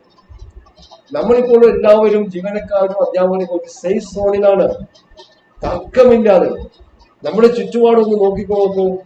എത്രയോ പേർ ജോലിയില്ലാണ്ട് ഒരു കുടുംബം പോറ്റുവാൻ വേണ്ടി ഏതെല്ലാം രീതിയിൽ കഷ്ടപ്പെടുന്നു. ഒരു ദിവസത്തെ ജോലിക്ക് പോയി നയിച്ചു കൊണ്ടുവന്നിട്ട് ജീവിതം പോറ്റുന്ന എത്രയോ കുടുംബങ്ങളുണ്ട്. ജോലിക്ക് പോകാൻ പറ്റാത്തവർ, കൂലി വേല കിട്ടാത്തവർ, അവരെല്ലാം നമ്മുടെ മുമ്പിലൂടെ നടക്കുമ്പോൾ നമ്മളെല്ലാം വളരെ സേഫായിട്ട് നമ്മുടെ അക്കൗണ്ടിലേക്ക് 1-ാം തീയതി മുതൽ 3-ാം തീയതി വരെയുള്ള ദിവസങ്ങളിൽ നമ്മുടെ അക്കൗണ്ടിലേക്ക് ശമ്പളം ഇനത്തിൽ വരുന്നില്ലേ? അപ്പോൾ നമ്മൾ ഏൽപ്പിച്ച ഉത്തരവാദിത്വം, ഗവൺമെന്റ് ഏൽപ്പിച്ച ഉത്തരവാദിത്വം വളരെ വലുതാണ്. ആ ഉത്തരവാദിത്വം നല്ല രീതിയിൽ നിർവഹിക്കുക എന്നുള്ളതാണ് നമ്മുടെ ഏറ്റവും കടമ. അതിൽ നിന്നും വേറിട്ട് ചിന്തിക്കുക എന്ന് പറയുന്നത് നമ്മളെ പുറത്തുനിന്ന് നോക്കുന്ന ജനതയുണ്ട്. 5 ലക്ഷത്തിൽ ചില്ലുവാനുമാണ് നമ്മൾ ഉള്ളത്. ഈ 5 ലക്ഷത്തിന്റെ കുടുംബം എന്ന് പറഞ്ഞാൽ ഒരു പക്ഷേ 45-50 ലക്ഷം പേരായിരിക്കും. പക്ഷെ അതിനേക്കാളൊക്കെ 3 ഇരട്ടിയോ 4 ഇരട്ടിയോ ആ 3-3.5 കോടി ജനങ്ങൾ ഇവിടെയുണ്ട്. അവർ നമ്മളെ നോക്കിക്കാണുന്നുണ്ട്. നമ്മൾ നമ്മുടെ വീട്ടിൽ നിന്ന് ഇറങ്ങുമ്പോൾ നമ്മളെ ശ്രദ്ധിക്കുന്ന പലരുമുണ്ട്, നമ്മൾ പലരും കാണുന്നില്ല. അത് വെച്ചിട്ടാണ് പൊതുവിൽ ജനങ്ങൾ ജീവനക്കാരെ വിലയിരുത്തുക.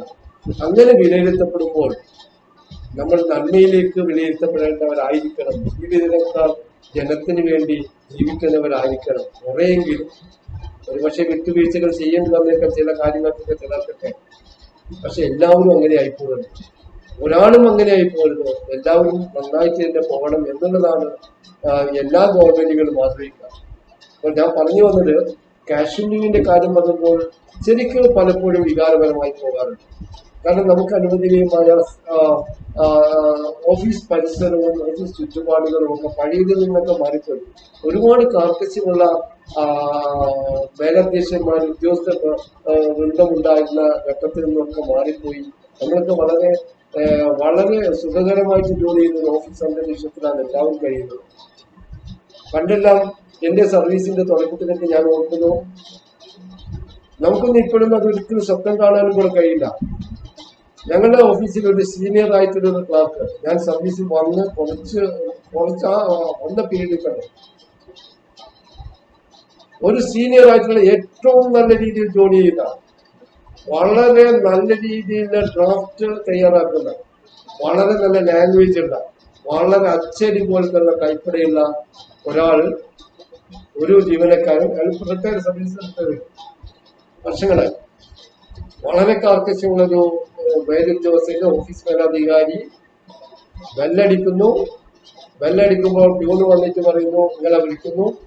ഇയാളെ ഓഫീസറും അകത്തേക്ക് കയറിലും ഹാഫ് ഡോറിലൂടെ പറന്നു വരുന്നത് കുറെ പേപ്പർ കഷ്ണങ്ങളാണ്. ആ പേപ്പർ കഷ്ണങ്ങൾ ഒരു ഫയലായിരുന്നു. ഈ ഫയലിൽ എഴുതിയ വാചകങ്ങൾക്ക് എന്തോ ചില പിശകുള്ളത് കൊണ്ട് അത് പറഞ്ഞ് മനസ്സിലാക്കുന്നവരും ആ ഉദ്യോഗസ്ഥൻ ചെയ്തത് ഈ ഫയലുകൾ ഒന്നാകെ 100-400 പേജുള്ള ഫയലുകൾ ഒന്നാകെ വലിച്ചയാളുടെ മുഖത്തെറിയുകയായിരുന്നു. എന്തോ ചെറിയ ഭാഗപ്പിഴയാണ് സംഭവിച്ചത്. ആ മനുഷ്യൻ ഈ ഫയലുകളെല്ലാം, അന്നത്തെ ഫയലുകളെല്ലാം നമ്മൾ കണ്ടുപഠിക്കേണ്ടതാണ്.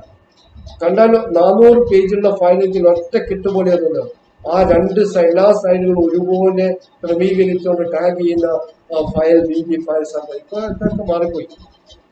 ഈ ഫയലിംഗ് ഇപ്പോൾ ഫയലിന്റെ രൂപമാണ്. ഇതെല്ലാം പെറുക്കി വെച്ചിട്ട് അന്നത്തെ ദിവസം ഓഫീസിൽ അയാളുടെ സീറ്റിൽ വന്നിരുന്നിട്ട് മേശയിൽ നിന്നും ഒരു കടലാസ് എടുത്തിട്ട് സബ്മിഷൻ എഴുതി രാജിക്കത്ത് എഴുതി വെച്ചിട്ട് പോയതാണ്. പിന്നീട് വീട്ടിൽ പോയിട്ട് കോംപ്രമൈസ് ചെയ്ത് കൊണ്ടുവന്നത്. അതായത് അത്ര കാർക്കശ്യം, അദ്ദേഹത്തിന് രാജിവെച്ചത് മറ്റുള്ള കേൾക്കുന്നത്, അത്ര കാർക്കശ്യമായിരുന്നു അന്നുള്ള സർവീസ്. വളരെ നല്ല രീതിയിൽ അദ്ദേഹത്തിന്റെ പിന്തുടർന്നായിരുന്നു ഞാൻ ആ സീറ്റ് കൈകാര്യം ചെയ്യുന്നത്. ആ സ്വഭാവമൊന്നും എനിക്ക് കിട്ടിയതെന്ന് ഞാൻ പറയുകയല്ല, പക്ഷെ അതൊരു രീതിയായിരുന്നു. ഉദ്യോഗസ്ഥന്റെ ആ ഫയൽവൽച്ചെറിയ രീതി എന്നല്ല ഞാൻ പറയുന്നത്, അത്ര കർശനമായിട്ടിരുന്ന രീതിയിൽ നിന്ന് നമ്മൾ ഒരുപാട് ലൂസായി. സർവീസ് വളരെ ലൂസായി. നമുക്ക് ഒരുപാട് ആധുനിക സജ്ജീകരണങ്ങളൊക്കെ വന്നു, അതൊക്കെ ലൂസാകുന്നതിനൊന്നും. പക്ഷെ നമ്മുടെ ആ സർവീസ് ചെയ്യാനുള്ള ആ ഒരു രീതി മാറുന്നത് എന്നതാണ് പറഞ്ഞത്. കാഷ്വൽ ലീവ് എടുക്കുമ്പോൾ എപ്പോഴും പറയുന്ന കാര്യമാണ്. അപ്പോൾ കാഷ്വൽ ലീവ് ഒരു കലണ്ടർ വർഷത്തിനനുസരിച്ചാണ് നമ്മുടെ അക്കൗണ്ടിലേക്ക് വരിക. ഒരു കലണ്ടർ വർഷം 20 എന്ന തോതിൽ നമ്മുടെ അക്കൗണ്ടിലേക്ക് വരുന്ന കാഷ്വൽ ലീവ് ഹാഫ് ഡേ ആയിട്ട് നമുക്ക് എടുക്കാം. ഉച്ചയ്ക്ക് മുമ്പ് ഉച്ചയ്ക്ക് ശേഷം നമുക്ക് കുറിച്ചെടുക്കാം. കാഷ്വൽ ലീവ് 3 ദിവസം ലേറ്റ് ആയിട്ട് വന്നു കഴിഞ്ഞാൽ ഒരു കാഷ്വൽ ലീവ് നമ്മുടെ അക്കൗണ്ടിൽ നിന്നും ഇല്ലാണ്ടാകാം. കാഷ്വൽ ലീവ് 20 അനുവദനീയമെങ്കിലും 20 അനുവദനീയമായി കാഷ്വൽ ലീവ് ഒരുമിച്ച് 15 ദിവസം മാത്രമേ ഒരുമിച്ച് എടുക്കാൻ കഴിയുള്ളൂ. കാഷ്വൽ ലീവ് ഒരുമിച്ച് 15 ദിവസം എടുക്കാൻ കഴിയും, ഇൻക്ലൂഡിങ് ഹോളിഡേയ്സ്. അതിനകത്ത് ഹോളിഡേയ്സ് ഉൾപ്പെടെ, അതായത് 15 കാഷ്വൽ ലീവ് എടുക്കുമ്പോൾ അതിനകത്ത് വരുന്ന ഹോളിഡേയ്സിനെ മാറ്റി നിർത്തിയുള്ള അതായത് 15 ദിവസം മാത്രമേ നമുക്ക് ഓഫീസിൽ നിന്നും വിട്ടു നിൽക്കാൻ കഴിയുള്ളൂ. അപ്പൊ 15 ദിവസം അതിനകത്ത് ഉണ്ടാവില്ല. 15 ദിവസം നമുക്ക് വിട്ടു നിൽക്കാൻ പാടുള്ളൂ. പ്രയോഗം എങ്ങനെയാണ്? കാഷ്വൽ ലീവുകൾ ഒരുമിച്ചെടുക്കാവുന്നത് 15 ദിവസമാണ്. എന്നാൽ അതിനകത്ത് 15 ദിവസം ഉണ്ടെങ്കിൽ അതിന്റെ ഹോളിഡേയ്സിനെ നമ്മൾ ഒഴിവാക്കും. അങ്ങനെ ഒരു കാഷ്വൽ ലീവ് കൊടുക്കുമ്പോൾ നമ്മൾ അതിനെ ഒരു സബ്മിഷൻ എഴുതിയിട്ടാണ് കൊടുക്കുക. ഞാൻ ഇത്രാം തീയതി 15 ദിവസം കാഷ്വൽ ലീവാണ്. എന്നാൽ ആ കാഷ്വൽ ലീവിന് ഇടയ്ക്ക് വരുന്ന ഹോളിഡേയ്സിനെ ഒഴിവാക്കിക്കൊണ്ടുള്ള ദിവസങ്ങൾ എനിക്ക് കാഷ്വൽ ലീവായിട്ട് അനുവദിച്ച് തരണം. 13 12 ദിവസങ്ങളായിരിക്കും. അപ്പൊ ആ ഹോളിഡേയ്സ് വെച്ച് 13 ദിവസം ഉണ്ടാവും. പക്ഷെ ടോട്ടൽ ഡേയ്സ് 15 ദിവസം നമുക്ക് ഒഴിവാക്കിക്കൊള്ളൂ. 15 ദിവസത്തിന് മുന്നേ ഓഫീസിൽ നിന്ന് ഒഴിവാക്കാൻ പാടുള്ളൂ. പറയുമ്പോൾ ഇങ്ങനെയാണ്, കാഷ്വൽ ലീവ് ഒരുമിച്ചെടുക്കാവുന്ന എണ്ണം 15 ആണ്. കാഷ്വൽ ലീവ് നമുക്ക് മാത്രമല്ല അനുവദനീയം. സർവീസിൽ വരുന്ന എംപ്ലോയ്മെന്റ് എക്സ്ചേഞ്ചിലൂടെ വരുന്ന സർവീസിൽ വരുന്ന ജീവനക്കാരുടെ, കോൺട്രാക്ട് അടിസ്ഥാനത്തിൽ വരുന്ന ജീവനക്കാർക്ക് നമ്മുടെ ഏൺ ലീവിന്റെ കണക്കിലൊക്കെ നമ്മൾ പറഞ്ഞിരുന്നു. അവർക്കും ഇവിടെ കാഷ്വൽ ലീവിന്റെ കാര്യം പറയുന്നു. 6 മാസത്തേക്ക് അല്ലെങ്കിൽ 150 ദിവസത്തേക്ക് സർവീസിൽ വരുന്ന എംപ്ലോയ്മെന്റ് എക്സ്ചേഞ്ചിലൂടെയും മറ്റ് സർവീസിൽ വരുന്ന ജീവനക്കാർക്കും കാഷ്വൽ ലീവ് അനുവദനീയമാണ്. 6 മാസം സർവീസ് 6 ദിവസം കാഷ്വൽ ലീവ്. 6 മാസം സർവീസ് 6 മാസം കാഷ്വൽ ലീവ്. അതിൽ 6 മാസം കാഷ്വൽ ലീവ്, 6 മാസം സർവീസ് 6 ദിവസം കാഷ്വൽ ലീവ്. അത് ഒരുമിച്ചെടുക്കാവുന്നത് 4 ദിവസം, ഇൻക്ലൂഡിംഗ് ഹോളിഡേയ്സ്. 6 ദിവസം കാഷ്വൽ ലീവ് അനുവദനീയമായ ജീവനക്കാരന് 4 ദിവസം ഒരുമിച്ചെടുക്കാൻ കഴിയും. അതിന് ഹോളിഡേയ്സ് ഉൾപ്പെടെ 4 ദിവസം മാറിക്കാൻ കഴിയും. കോൺട്രാക്ട് അടിസ്ഥാനത്തിൽ 1 വർഷമോ അതിന് മുകളിലോ പീരീഡിൽ കോൺട്രാക്ട് അടിസ്ഥാനത്തിൽ സർവീസ് വരുന്ന ജീവനക്കാർക്കും കാഷ്വൽ ലീവ് അനുവദനീയമാണ്. 1 വർഷം സർവീസ്, അതായത് 12 മാസം. 12 മാസം അവർക്ക് അനുവദനീയമായ കാഷ്വൽ ലീവ് 12 കാഷ്വൽ ലീവാണ്. മാസത്തിന് 1 എന്ന കണക്കിന്. 6 മാസം സർവീസിന് 6 ദിവസം എന്നത് മാസത്തിനുണ്ട് എന്ന കണക്കിന് നമുക്ക് വേണമെങ്കിൽ പ്രയോഗിക്കാം. മാസത്തിൽ 1 കൊടുക്കുമെന്നൊന്നുമില്ല. കൂടുതൽ എടുത്താൽ അത്രയും നേരത്തെ ആ കാഷ്വൽ ലീവ് തീരുമെന്ന് മാത്രം. അപ്പോൾ 12 മാസം സർവീസ് 12 ദിവസം കാഷ്വൽ ലീവ് ഒരുമിച്ച് 7 ദിവസം. 12 മാസം സർവീസ് 12 ദിവസം കാഷ്വൽ ലീവ് ഒരുമിച്ച് 7 ദിവസം. 6 മാസം സർവീസ് 6 ദിവസം കാഷ്വൽ ലീവ് ഒരുമിച്ച് 4 ദിവസം. 20 ഒഫീഷ്യേറ്റിംഗ് സർവീസ് അല്ലെ പെർമനന്റ് സർവീസ് 20 ദിവസം കാഷ്വൽ ലീവ് 15 ദിവസം. ഇതാണ് കാഷ്വൽ ലീവിന്റെ ഒരു ആകെത്തുക. കാഷ്വൽ ലീവ് എന്ത് എന്ന് ചോദിച്ചാൽ ഇതാണ്. കാഷ്വൽ ലീവിന്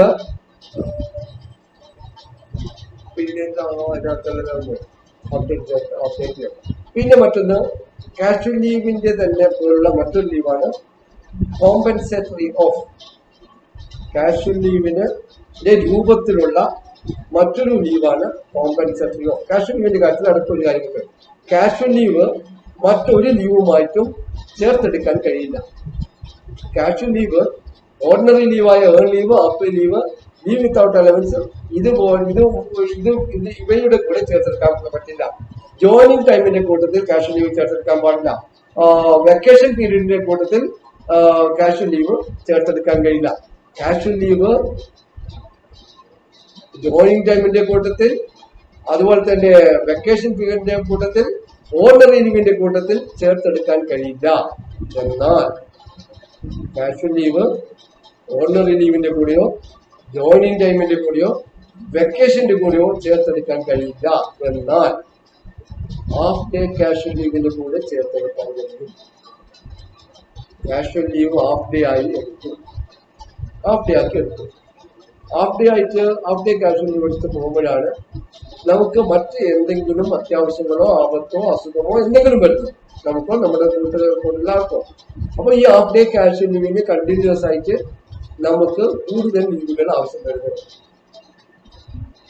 റൂള് പ്രകാരം ആ കാഷ്വൽ ലീവിന്റെ കൂടെ ചേർത്ത് മറ്റൊന്നും എടുക്കാൻ കഴിയില്ല. അതുകൊണ്ട് ഗവൺമെന്റ് റൂൾ അമെന്റ് ചെയ്തുകൊണ്ട് പറഞ്ഞു, ഹാഫ് ഡേ കാഷ്വൽ ലീവാണ് എടുത്തെങ്കിൽ അതിന് കണ്ടിന്യൂസ് ആയിട്ട് വേണമെങ്കിൽ മറ്റുള്ള ലീവുകൾ എടുക്കാം. എന്നാൽ casual leave, full day casual ലീവുമായിട്ട് ചേർത്ത് ഒരു ലീവും എടുക്കാൻ പാടില്ല. ഇത്തരം ഓർഡിനറി ലീവുകളൊന്നും വെക്കേഷൻ പീരീഡുകളൊന്നും ജോയിനിങ് ടൈമുമായിട്ടൊന്നും ചേർത്തെടുക്കാൻ ഫുൾ ഡേ കാഷ്വൽ ലീവിന് കഴിയില്ല. അതാണ് കാഷ്വൽ ലീവിൽ വിട്ടുപോയത്. ഇനി കോമ്പൻസേറ്ററി ഓഫ്. എന്താണ് കോമ്പൻസേറ്ററി ഓഫ്? ഒരു ജീവനക്കാരൻ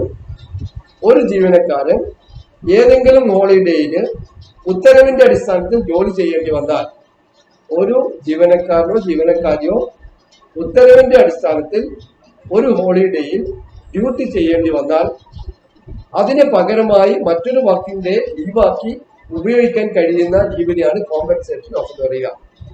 ഒരു ജീവനക്കാരൻ ഏതെങ്കിലും ഹോളിഡേയില് ഉത്തരവിന്റെ അടിസ്ഥാനത്തിൽ ജോലി ചെയ്യേണ്ടി വന്നാൽ അതിന് പകരമായിട്ട്, ഹോളിഡേയിൽ ഡ്യൂട്ടി ചെയ്തതിന് പകരമായിട്ട് മറ്റൊരു ദിവസം മറ്റൊരു വർക്കിംഗ് ഡേയില് അതിന് പകരമായിട്ട് അനുവദിക്കുന്ന ലീവിനെയാണ് കോമ്പൻസേറ്ററി ഓഫ് എന്ന് പറയുക. കോമ്പൻസേറ്ററി ഓഫിന്റെ പ്രത്യേകത, കോമ്പൻസേറ്ററി ഓഫ് 10 എണ്ണത്തിൽ കൂടുതൽ കരുതി വെക്കാൻ കഴിയില്ല. കോമ്പൻസേറ്ററി ഓഫ് 10 എണ്ണം നമ്മുടെ കയ്യിൽ വന്ന് 11ാമത് വന്നു കഴിഞ്ഞാൽ ഒരെണ്ണം ലാപ്സ് ആയി പോകും. അതായത് 10 എണ്ണത്തിൽ കൂടുതൽ ഒരേ സമയം കരുതി വെക്കാൻ കഴിയില്ല. ഏൺ ലീവിന്റെ കാര്യം പറഞ്ഞതുപോലെ 300 എണ്ണത്തിൽ കൂടുതൽ ഒരേ സമയം കരുതി വെക്കാൻ കഴിയില്ല എന്ന് പറഞ്ഞ പോലെ കോമ്പൻസേറ്ററി ഓഫ് 10 എണ്ണത്തിൽ കൂടുതൽ കരുതി വെക്കാൻ കഴിയില്ല. അപ്പോ ഒരു വർഷം 15 കോമ്പൻസേറ്ററി ഓഫിൽ കൂടുതൽ എടുക്കാൻ കഴിയില്ല. എത്ര ഹോളിഡേ ഡ്യൂട്ടി ചെയ്തെന്ന് പറഞ്ഞിട്ട് കാര്യമില്ല. ഒരു വർഷം 15 കോമ്പൻസേറ്ററി ഓഫിൽ കൂടുതൽ എടുക്കാൻ കഴിയില്ല. നമ്മളൊരു ഹോളിഡേ ഡ്യൂട്ടി ചെയ്താൽ കിട്ടുന്ന കോമ്പൻസേറ്ററി ഓഫ് ആ ഹോളിഡേ ഡ്യൂട്ടി ചെയ്ത് 3 മാസത്തിനുള്ളിൽ എടുത്തിരിക്കണം. കോമ്പൻസേറ്ററി ഓഫ് ഒരു ഹോളിഡേ ഡ്യൂട്ടി ചെയ്താൽ കിട്ടുന്നതാണ്. അങ്ങനെ കോമ്പൻസേറ്ററി ഓഫ് നമുക്ക് അനുവദനീയമായി കഴിഞ്ഞാൽ അത് 3 മാസത്തിനുള്ളിൽ ഉപയോഗിച്ചിരിക്കണം, അല്ലെങ്കിലും ലാപ്സ് ആയി പോകും. കോമ്പൻസേറ്ററി ഓഫ് ക്യാഷ് ലീവായിട്ട് കമ്പൈൻ ചെയ്തെടുക്കാം. കോമ്പൻസേറ്ററി ഓഫ് ക്യാഷ് ലീവുമായിട്ട് കമ്പൈൻ ചെയ്തെടുക്കാം. ഒരു ഹോളിഡേയിൽ യാത്ര ചെയ്യേണ്ടി വന്നാൽ, ഒഫീഷ്യൽ ടൂർ നടത്തേണ്ടി വന്നാൽ, ആ ഹോളിഡേ ചെയ്യേണ്ടി വന്ന ഒഫീഷ്യൽ ടൂർ നടത്തേണ്ടി വരുന്ന ആ ഹോളിഡേക്ക് കോമ്പൻസേറ്ററി ഓഫ് അനുവദനീയമല്ല. പകരം അയാൾക്ക് TA ആണ് കൊടുക്കുക, ട്രാവലിംഗ് അലവൻസ് ആണ് കൊടുക്കുക. ഒരു ആൾ ഔദ്യോഗികമായിട്ട് ഒരു ഹോളിഡേയിൽ ചെയ്യേണ്ടി വന്നാൽ, യാത്ര ചെയ്യേണ്ടി വന്നാൽ അതിന് കോമ്പൻസേറ്ററി ഓഫ് അനുവദിക്കില്ല. ഡ്യൂട്ടി ചെയ്താലാണ്, ഡ്യൂട്ടിയുടെ ഭാഗമായിട്ടാണ് ഒഫീഷ്യൽ ഡ്യൂട്ടി ചെയ്യാണ്ട് വന്നാൽ മാത്രമാണ് കോമ്പൻസേറ്ററി ഓഫ് അനുവദനീയമായിട്ടുള്ളത്. കോമ്പൻസേറ്ററി ഓഫ് വകുപ്പ് അധ്യക്ഷന്മാർക്ക് അനുവദനീയമല്ല. വകുപ്പ് അധ്യക്ഷന്മാർക്ക് ഹോളിഡേ ഡ്യൂട്ടി ചെയ്തു എന്ന് വിചാരിച്ച് അവർക്ക് കോമ്പൻസേറ്ററി ഓഫ് അനുവദനീയമല്ല. അപ്പോ കോമ്പൻസേറ്ററി ഓഫിന്റെ ഫീച്ചേഴ്സ് ഇതാണ്. കോമ്പൻസേറ്ററി ഓഫ് ഹോളിഡേ ഡ്യൂട്ടി ചെയ്യുന്നതിന്റെ ഭാഗമായിട്ട് മറ്റൊരു വർക്കിംഗ് ഡേയിൽ അനുവദനീയമായ ലീവിനെയാണ് കോമ്പൻസേറ്ററി ഓഫ് എന്ന് പറയുക. ഒരു ആൾ ഒരു കോമ്പൻസേറ്ററി ഓഫ് അയാളുടെ അക്കൗണ്ടിലേക്ക് വന്നു കഴിഞ്ഞാൽ, അനുവദനീയമായി കഴിഞ്ഞാൽ അത് 3 മാസത്തിനുള്ളിൽ എടുത്തിരിക്കണം. അക്കൗണ്ടിലേക്ക് വരുന്ന കോമ്പൻസേറ്ററി ഓഫ് 10 എണ്ണത്തിൽ കൂടുതൽ ഒരേ സമയം കരുതി വെക്കാൻ കഴിയില്ല. ഒരു വർഷം 15 കോമ്പൻസേറ്ററി ഓഫിൽ കൂടുതൽ എടുക്കാൻ കഴിയില്ല. ഇതൊക്കെ എഴുതി വെക്കണം. കാഷ്വൽ ലീവിന്റെ കാര്യത്തിലായാലും കോമ്പൻസേറ്ററി ഓഫിന്റെ കാര്യത്തിലായാലും ഈ പോയിന്റ്സ് ഒക്കെ എഴുതി വെക്കണം. ഇതൊക്കെ ചോദ്യങ്ങളായി മാറും. അതിന് ഉത്തരം കണ്ടെത്തണമെങ്കിൽ നമ്മളുടെ ക്ലാസ്സിൽ വരുന്ന കാര്യങ്ങൾ, ഇത്തരം പോയിന്റ്സ്, അതാണ് ഞാൻ 2 പ്രാവശ്യത്തെ ആവർത്തിക്കുന്നത്. ഇത് കരുതി വെക്കാൻ, ഇത് എഴുതി വെച്ചാൽ നമുക്കൊരു ആൻസർ ആയിട്ട് മാറും. ഇതാണ് കോമ്പൻസേറ്ററി ഓഫ്. കാഷ്വൽ ലീവ് പറഞ്ഞു, കോമ്പൻസേറ്ററി ഓഫ്. ഇനി മറ്റു പലതരങ്ങളായിട്ടുള്ള വിവിധങ്ങളായിട്ടുള്ള ലീവുകളുണ്ട്. ഒരു ക്ലാസ്സും കൂടെ കഴിയുമ്പോൾ നമുക്ക് ഇതെല്ലാം, അടുത്ത ക്ലാസ്സോടുകൂടി നമുക്ക് ലീവുമായിട്ട് ബന്ധപ്പെട്ട പൂർണ്ണതയിലെത്താം. പിന്നെ നമുക്കൊരു ഓൺ ലീവിന്റെ കാൽക്കുലേഷനും കൂടെയാണ്, അത് അടുത്ത ക്ലാസ്സിൽ നമുക്ക് എടുക്കാൻ കഴിയും. ഇന്ന് ഈ ക്ലാസ്സിന്റെ പൂർത്തിയാകുകയാണ്. എന്നെ ശ്രമിച്ച കേരള എൻജിഒയുടെ ഈ ക്ലാസ് ശ്രമിച്ച എല്ലാവർക്കും, എല്ലാ അധ്യാപകർക്കും, ജീവനക്കാർക്കും നന്ദി പറയുന്നു. എല്ലാവരെയും ഈ കഴിഞ്ഞ ഓണം വളരെ നന്നായിരുന്നു എന്ന് കരുതുന്നു. അതുകൊണ്ട് തന്നെ എല്ലാവർക്കും ഒരിക്കൽ കൂടി ഓണാശംസകളും കൂടെ നേർന്നുകൊണ്ട് ഈ ക്ലാസ് അവസാനിക്കുകയാണ്. നമുക്ക് അടുത്ത ക്ലാസ്സിൽ കാണാം. അതുവരെ നമസ്കാരം.